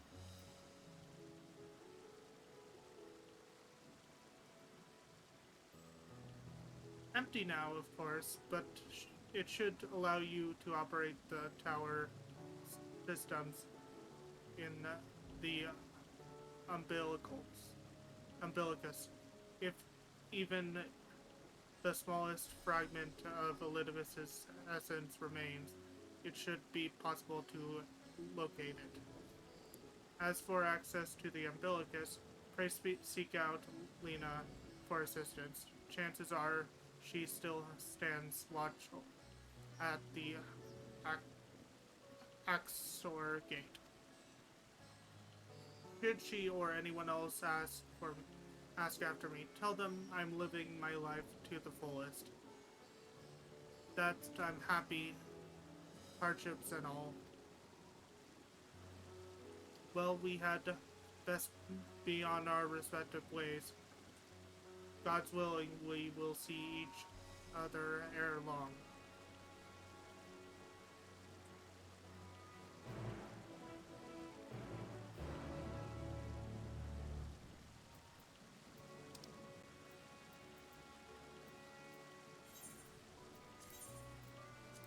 Back to the first we go. Back to not Dontrell, not Endwalker, Shadowbringer's areas. But I'm gonna step away to take my blood sugar. Really quick. And then I can see if my dinner is ready.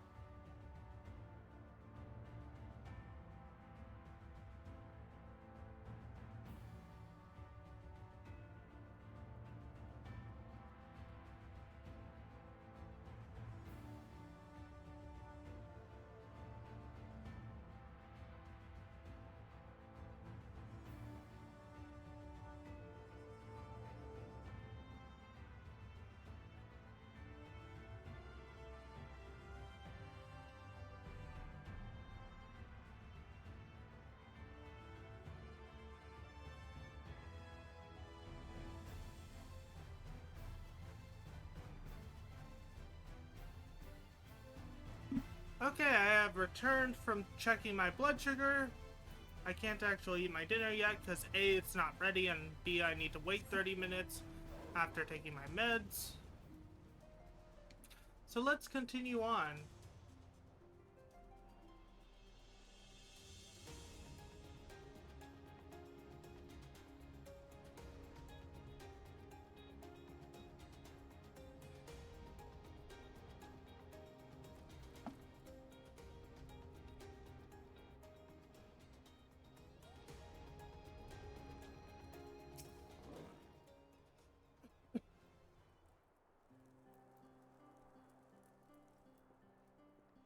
Wolf Mage, you are returned.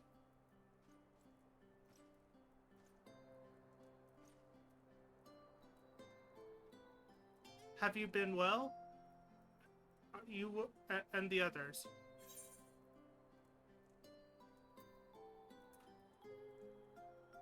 We have no shortage of trouble, but we're well enough.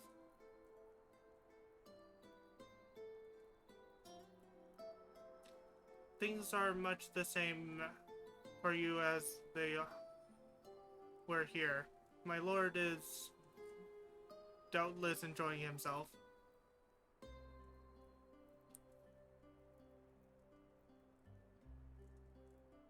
He said this to you? These exact words? Oh, to know that he is happy. That it fills my heart with joy. Thank you, Wolf Mage, for taking care of him. When next you see him, please tell him not to overtax himself.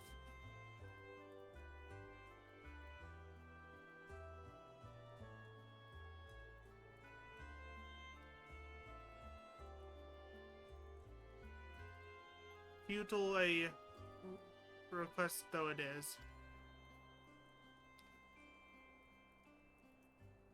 And tell him that all is well here. The peace of you gifted us continues, and we work hard to build new lives for ourselves. In the course of this, we occasionally bicker, but we've never been more optimistic or for the morrow. If I had to mention our dilemma, it would be the question of our governance. Even as we speak, debate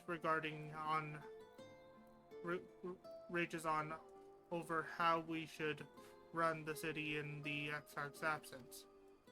Most are of a mind that the settlement council should continue to oversee the general running of the Crystarium, while representatives are elected to determine policy and handle diplomacy. Thus far, nothing is set in stone, but however we choose to proceed, we will not replace our Lord. No one can.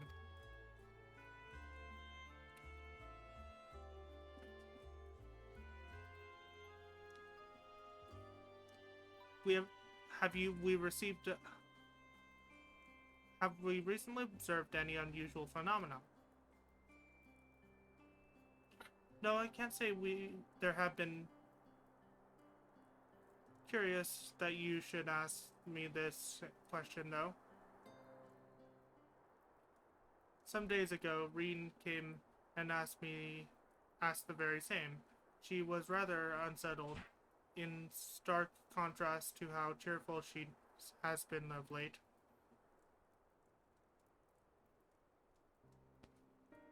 She and other Crystarium youths just hosted a festival, you see. It proved so popular that there are already plans for another celebration, one much bigger than the first. Between her preparations and for the festival and the reconstruction of the empty, she struck me as happy and full of life. So when I saw her in a state of such worry, I couldn't help but feel worried in turn, especially since she wouldn't tell me what troubled her. I dare she would be more willing to confide in you. May I ask you to broach the subject with her?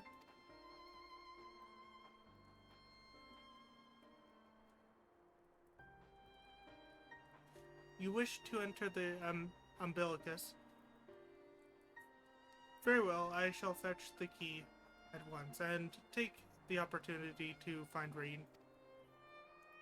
Please wait for me in the city, in front of the Cabinet of Curiosities, shall we say.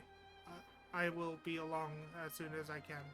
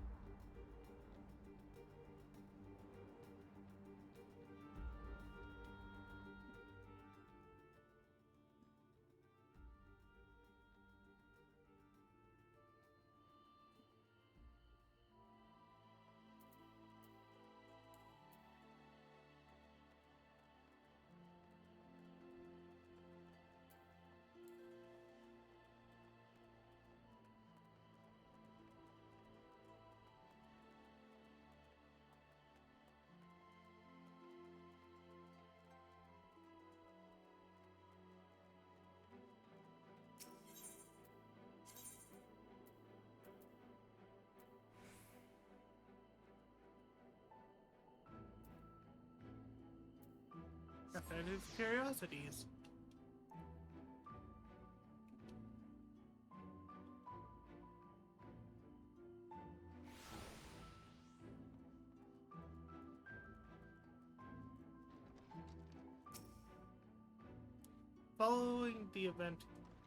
The following event cannot be skipped. You may wish to cancel any pending duty finder registrations.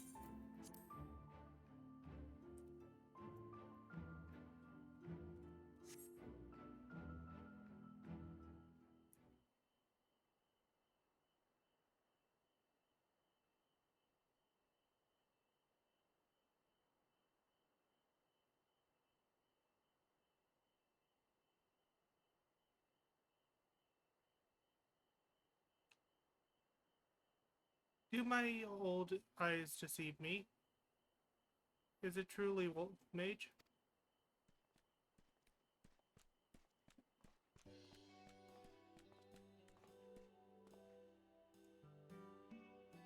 Huh, it is.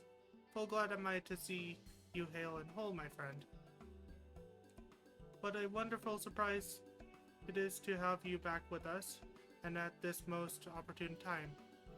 In case you hadn't heard, we are planning to produce a tome chronicling events from the flood to the knight's return. For this subject, we intended to draw upon records kept by the world's peoples, historical and contemporary first-hand accounts will be the centerpiece of the tome, but yours would be the one crowning them all. I've been asked to contribute a chapter on the soul, a subject that is key to understanding how much of your endeavors. In the course of developing the spirit vessel, I gained valuable insight into travel between the rift. Knowledge that will allow me to attest to your existence and deeds. There's no end of questions I would ask you, but if you could indulge me just one now. In your quest to restore the night, you faced many formidable foes. Among them, who offered you the greatest struggle? Titania, Voltri, Hades. I'd say Hades, who people who bore the burden of his people. Ah yes, Haiti, he who sought to restruct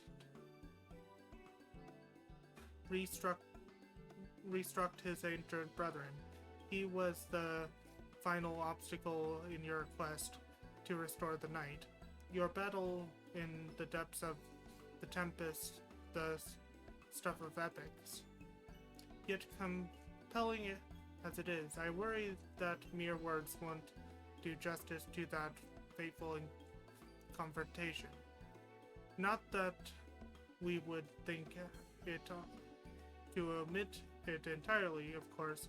No, at the very least we will impress upon readers that it was the climax of your hero's journey. I know you'd love to talk his ear off, Morin, but we really should be on our way.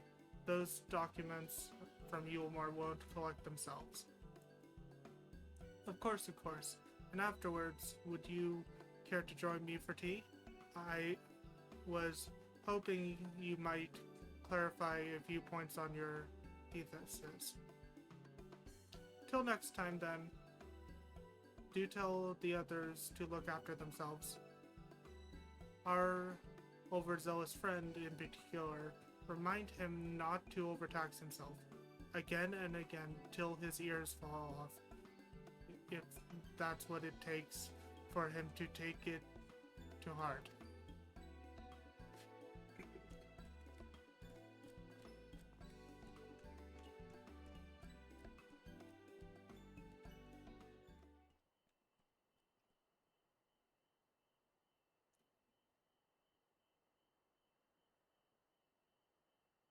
Yes.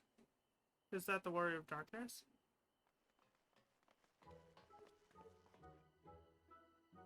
It's him! It's really him. What are you doing here? If you're going to battle, I can give you some medicine. I made it myself. That's not Riki.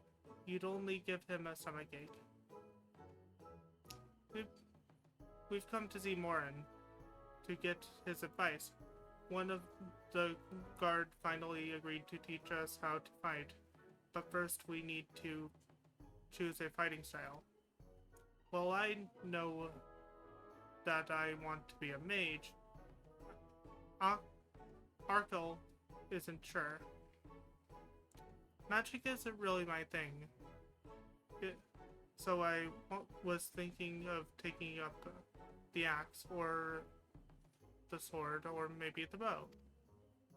They all seem alright, but it's hard to decide. So I thought I'd ask Morin. He knows about a lot of things. He isn't here? Aww. Oh. Why don't you... why don't you have the Warrior of Darkness choose for you? What do you think suits Arkell best? Axe, sword, or bow?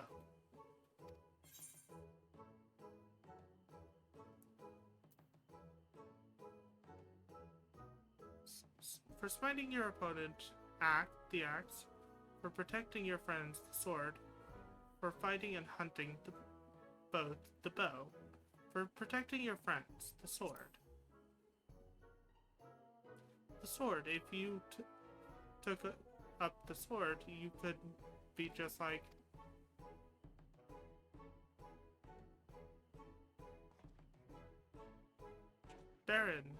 Brandon, the Warrior of Light.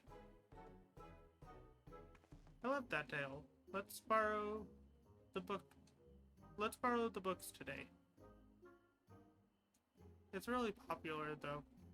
I hope it's still there. Thanks for helping me decide, Warrior of Darkness. I'll start with that style, and maybe try something else later.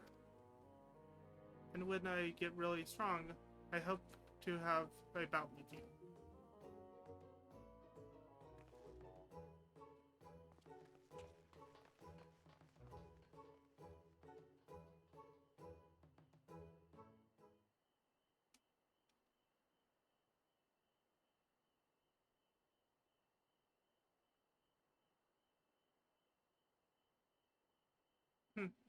Such fun he's been having basking in the adoration of musty old bookworms and wide-eyed younglings.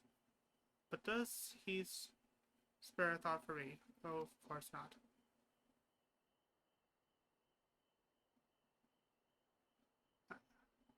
I waited and waited and waited, and he doesn't so much acknowledge the presence of his helpful branch, even though there's right here. Such a heartless thing our sapling is. Cold and cruel and heartless.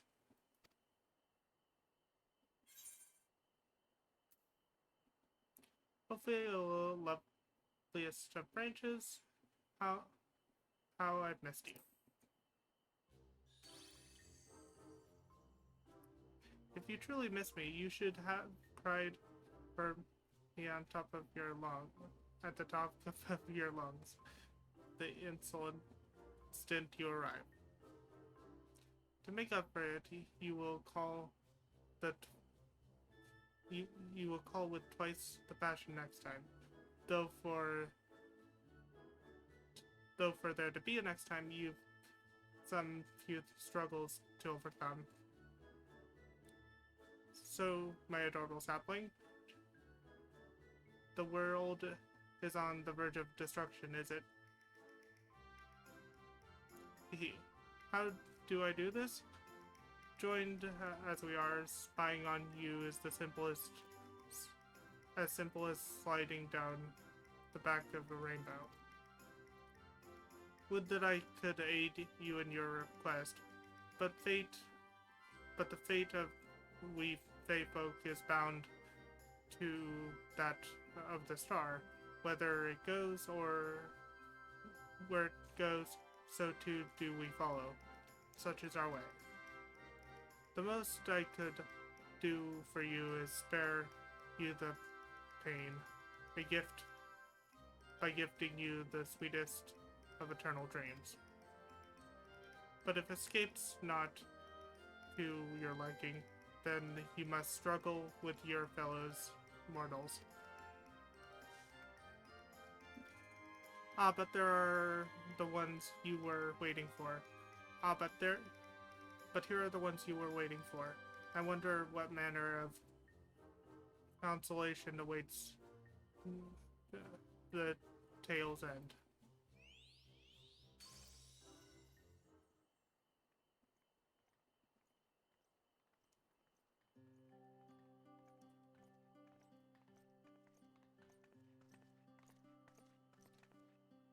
My apologies for the delay. Mage, it's so wonderful to see you again. You doubtless have much to catching up to do, so I shall leave you to it. I've taken the liberty of unlocking the umbilicus, and you may enter at your leisure.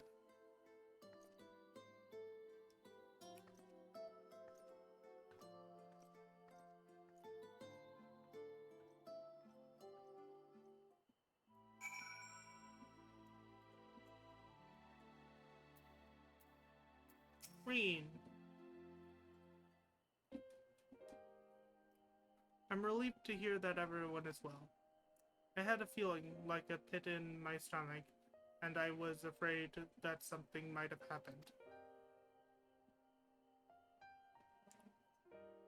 Maybe I'm overthinking things, but it's just that.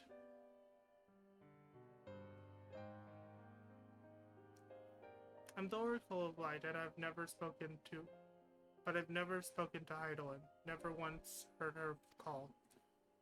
Even so, I've always had this feeling deep inside, a connection to something immense. The past few days, though, that connection has wavered, as if that immense something is distant, then close, then distant again. And then the other night, I was jolted awake by the feeling it had been completely severed. Wanting some fresh air, I went to open my window. And to my horror, the sky was ablaze, like during the star shower.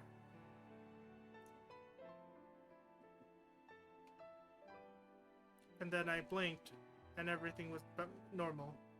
The next day, no one said a thing. No one else had seen what I had seen.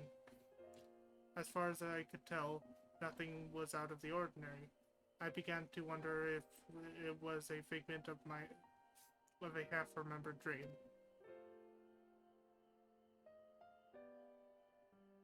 Wolf Mage, what are you telling me?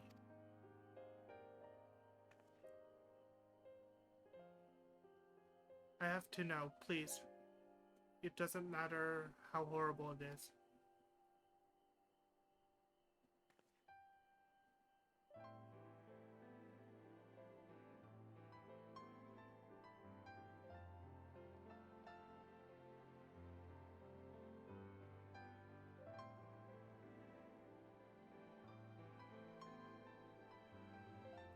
It wasn't my imagination then. The doom we witnessed in Amaroth has come again. I can't believe it.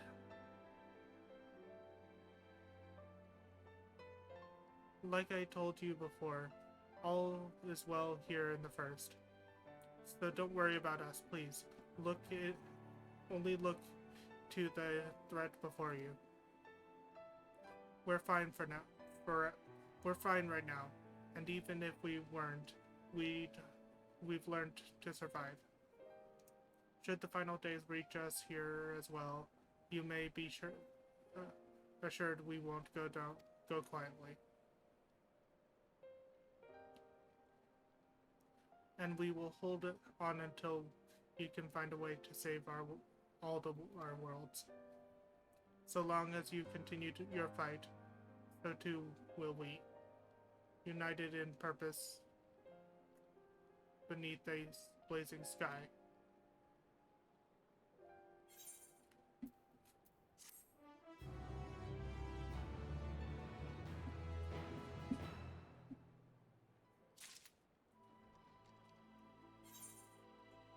I'm currently level 86.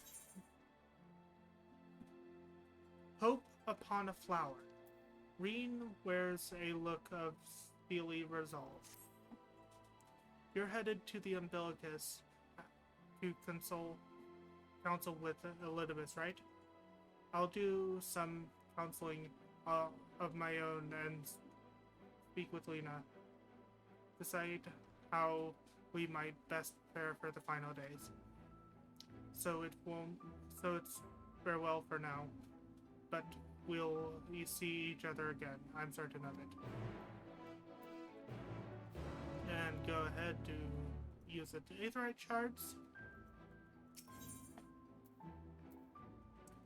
And we're going to teleport to Docile Gate.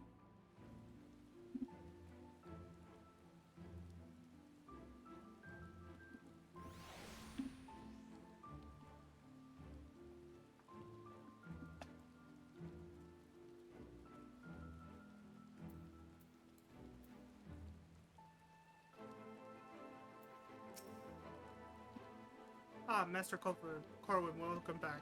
The captain has told me all. Give the word and I will show you to the ocular.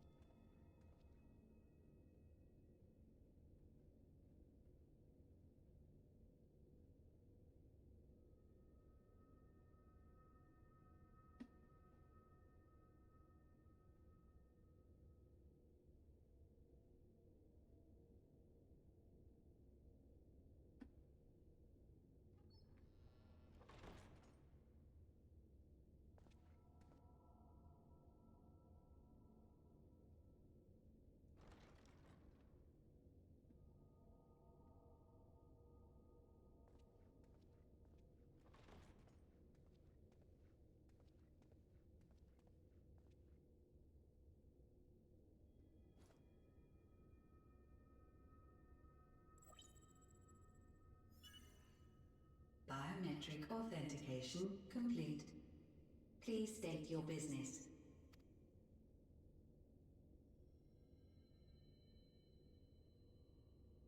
Acknowledged. Reinitializing Circus Tower systems. Searching for Elidibus entity.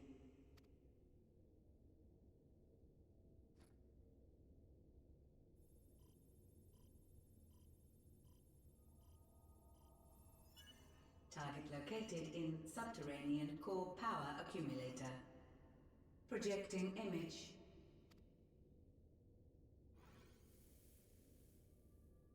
My home. My friends. No more than a dream.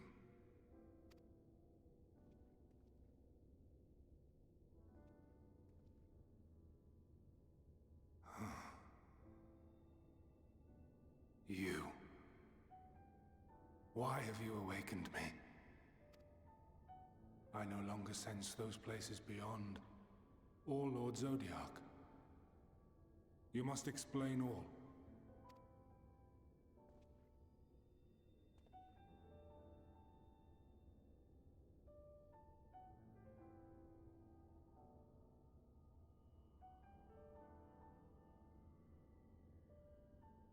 So, he is fallen, and my brethren's souls returned to the star.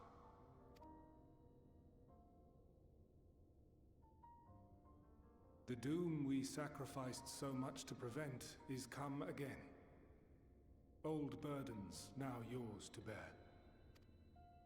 But if this is Fandaniel's design, then I, as Elidibus, have a duty to fulfill. Your unsolicited act has restored to me some few memories of the Convocation. Such knowledge as I have, I will share.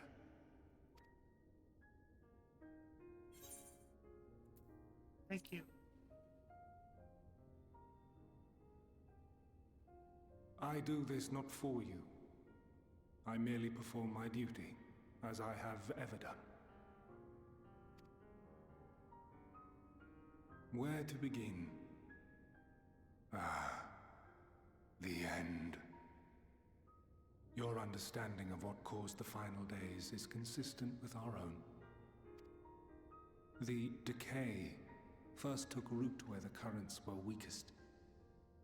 Yes, a conclusion drawn by him, Fandaniel. Not the him of here and now, but as I knew him, long, long ago. Having shed light upon the phenomenon, he dedicated himself to devising a countermeasure. Were it not for his knowledge of the Celestial, we would never have made the connection, and thence forestalled the final days. And though he inherited that noble soul, how different this last incarnation, so consumed by self-loathing and hate.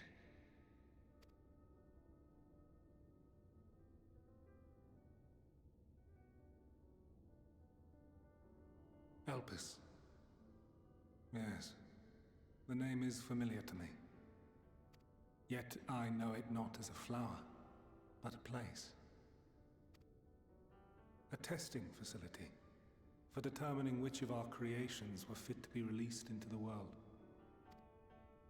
Many worked there, and before joining the Convocation and assuming the title of Fandaniel, he was their chief.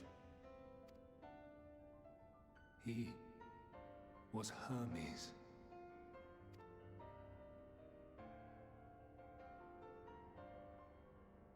That is all I know. The crystals tell little of the lives the 14 led prior to their induction. Elpis itself would tell even less. Nary a ruin has survived.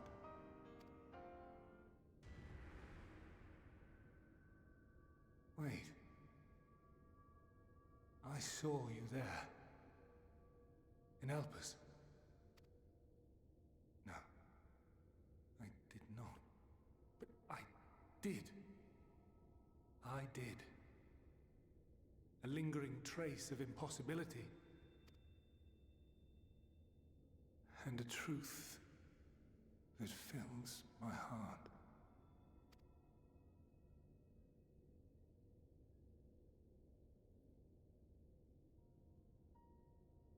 My memories remain clouded, I fear.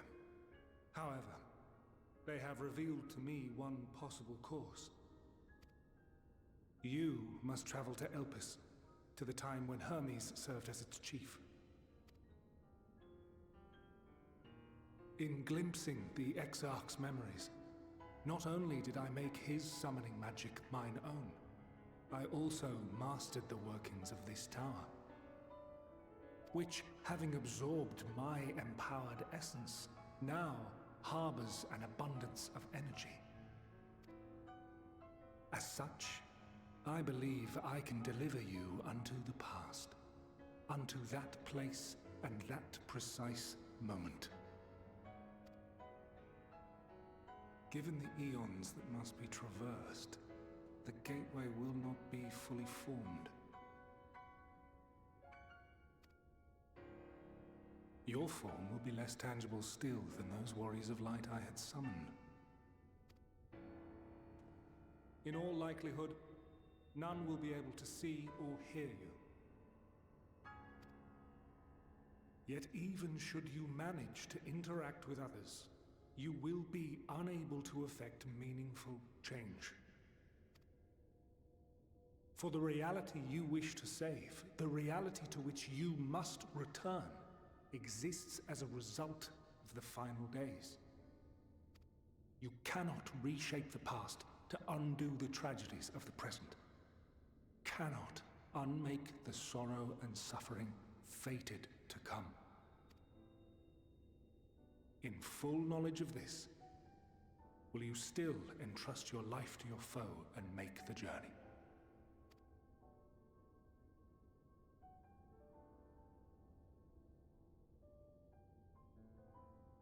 Very well. I shall cast you unto the river of time. Let this be my final act. You must input the commands. I no longer have the authority. First, you must reconfigure the systems, that the tower's ether may be channeled for the magic.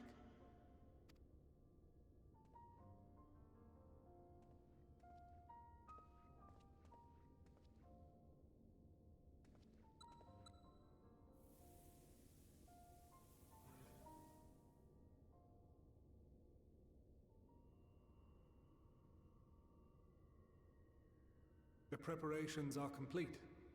The gateway will soon open. Return at once to the Ocular.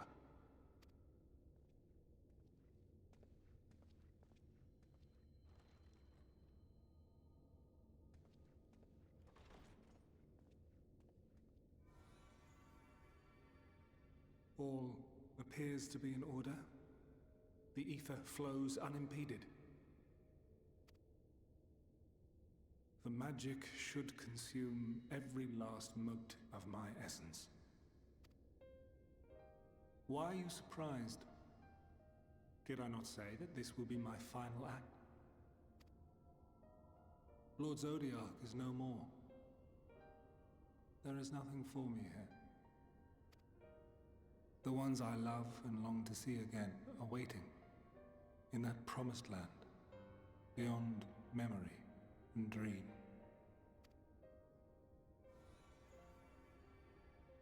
Now go, warrior of light. Go, and do not look back.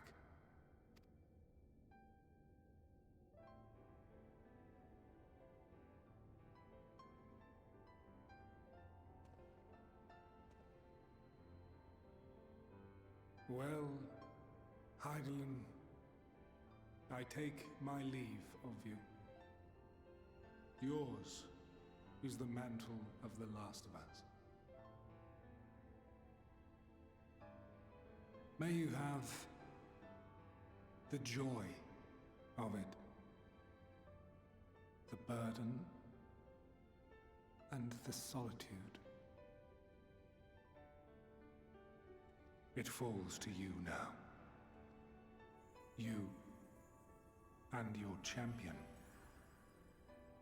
to save our star.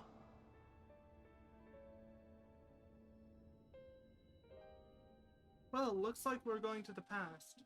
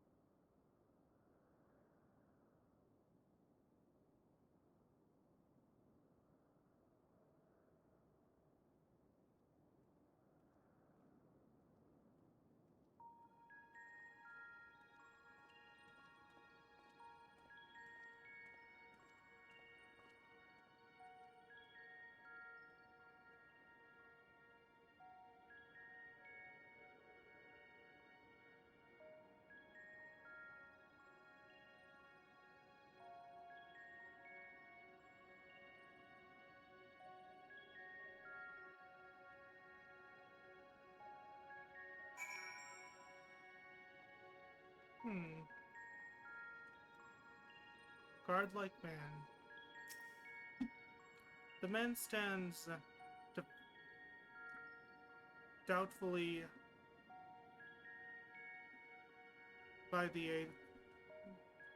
dutifully by the Aetherite-like device. A guard for the facility in all likelihood. You attempt to get the man's attention, but if he sees or hears you, he gives absolutely no indication. Olympus's words warned it. As Olympus warned, it appears your form is intangible.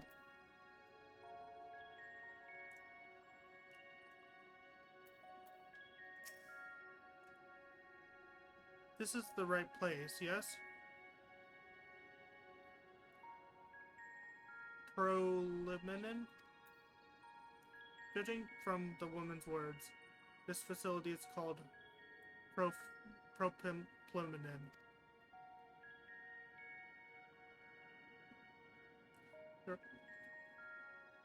You attempt to gently prod the woman to attract her attention and feel nothing.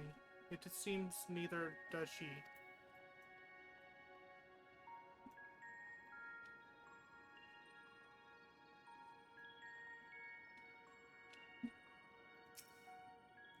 The device is reminiscent of an Aetherite. Perhaps it does the same. It's possible to attune to do it.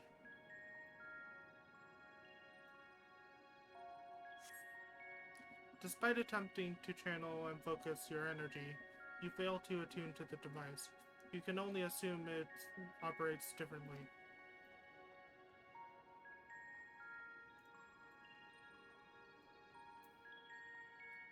Black-robed man. The remarkably large man wears a black robe and a half-mask, much like the phantoms you encountered in Mar Lamentorum and the recreated Amarat. It would seem you have made it to your destination.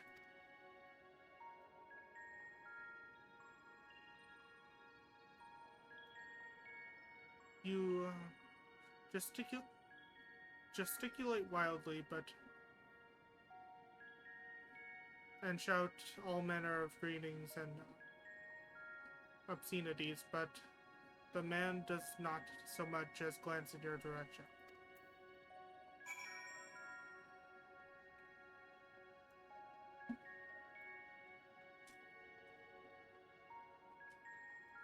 Dirty door.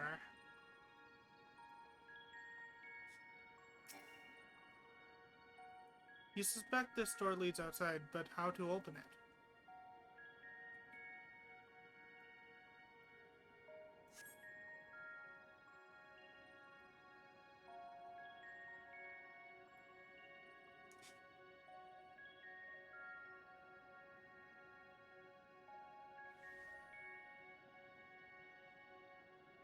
And here we are, Elpis. Well, well, how rare to receive you in person. To what do we owe the honor? Oh, just a few odd tasks. We'll be here a while. You're welcome to stay as long as you see fit, of course. As a matter of procedure, however, I must ask that you kindly remove your masks.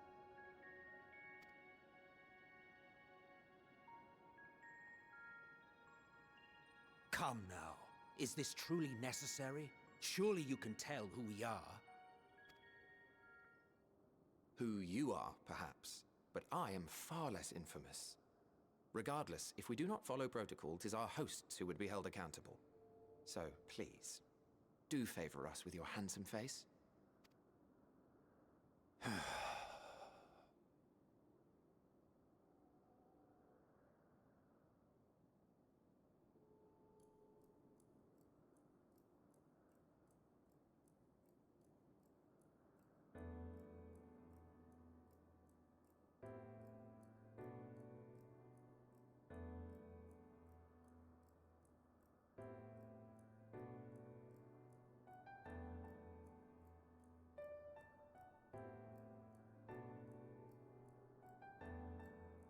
Satisfied?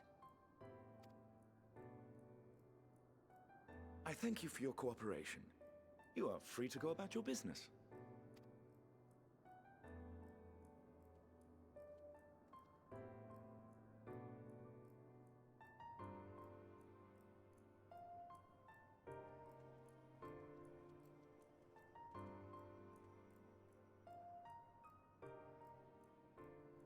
By the by, you see it too, yes?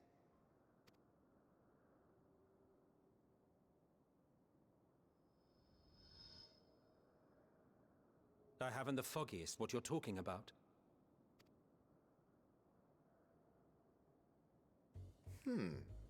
That's odd.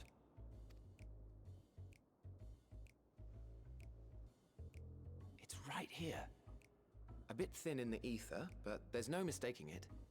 The color of its soul is almost identical to Azem's. Do you suppose he created it? Rather unusual for a familiar to have a soul, though.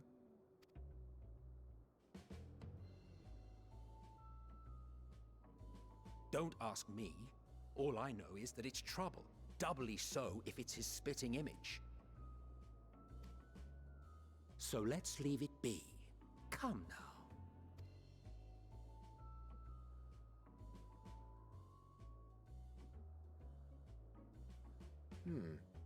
It's trying to say something, but it's literally too intangible to form words.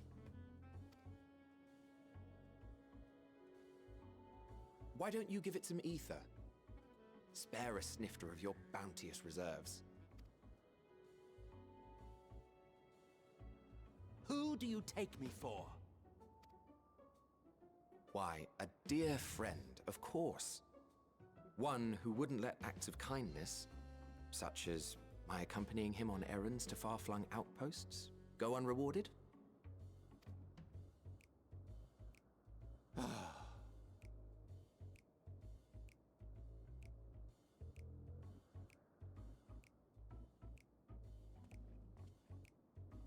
I suggest you close your eyes, or this may be unpleasant.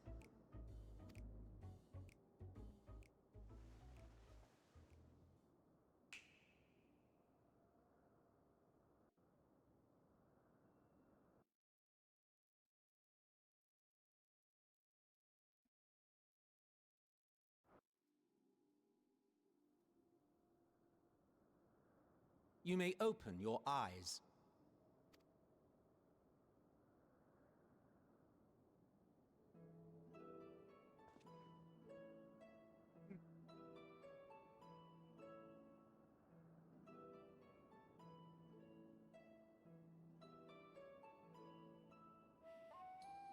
Oh, you even adjusted its size. The better to indulge your whim. This way, it will be easier to communicate. How very thoughtful of you. And may I applaud your artful reinforcement. Without further ado then.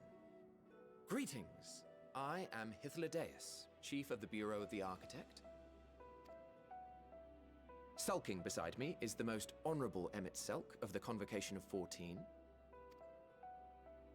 And how might we address you, my new friend?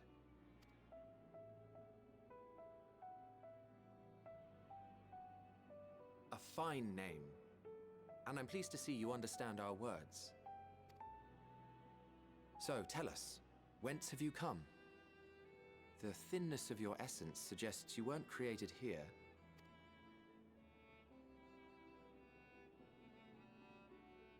You do not know? Or cannot say? Allow me to ask a different question then.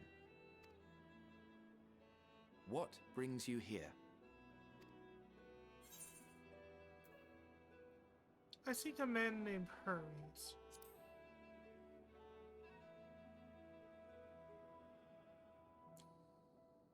Well now, the same as us.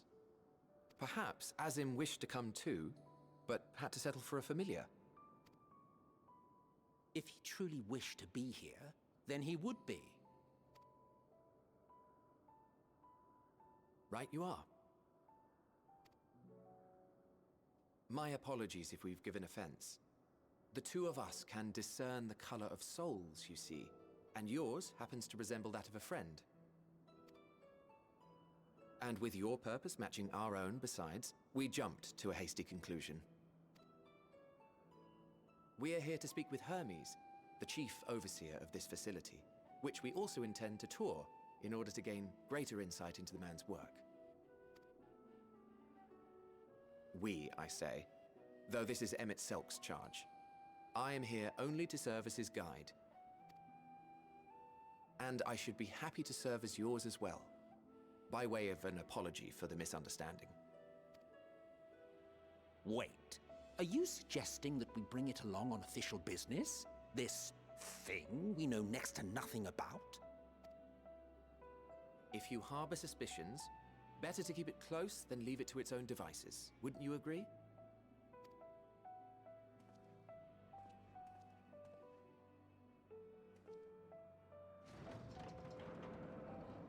Besides, having a mysterious life form in tow is the norm rather than the exception here.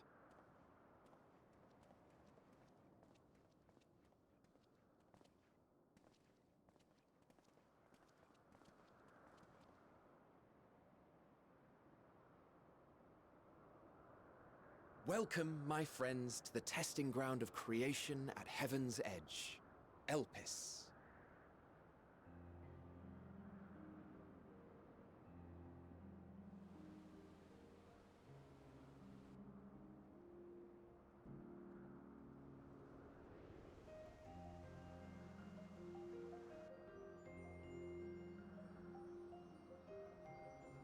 This presence.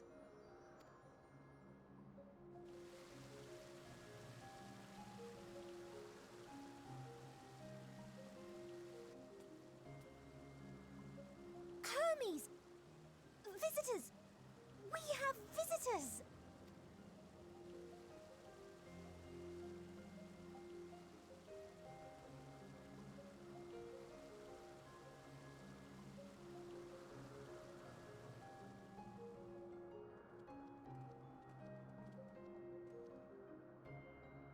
What secrets are you hiding, I wonder?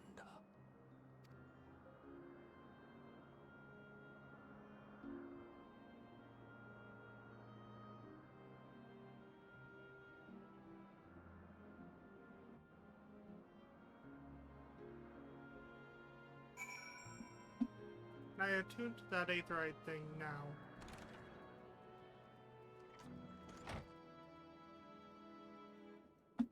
Nope. Is there an aetheryte here? Yes, there is.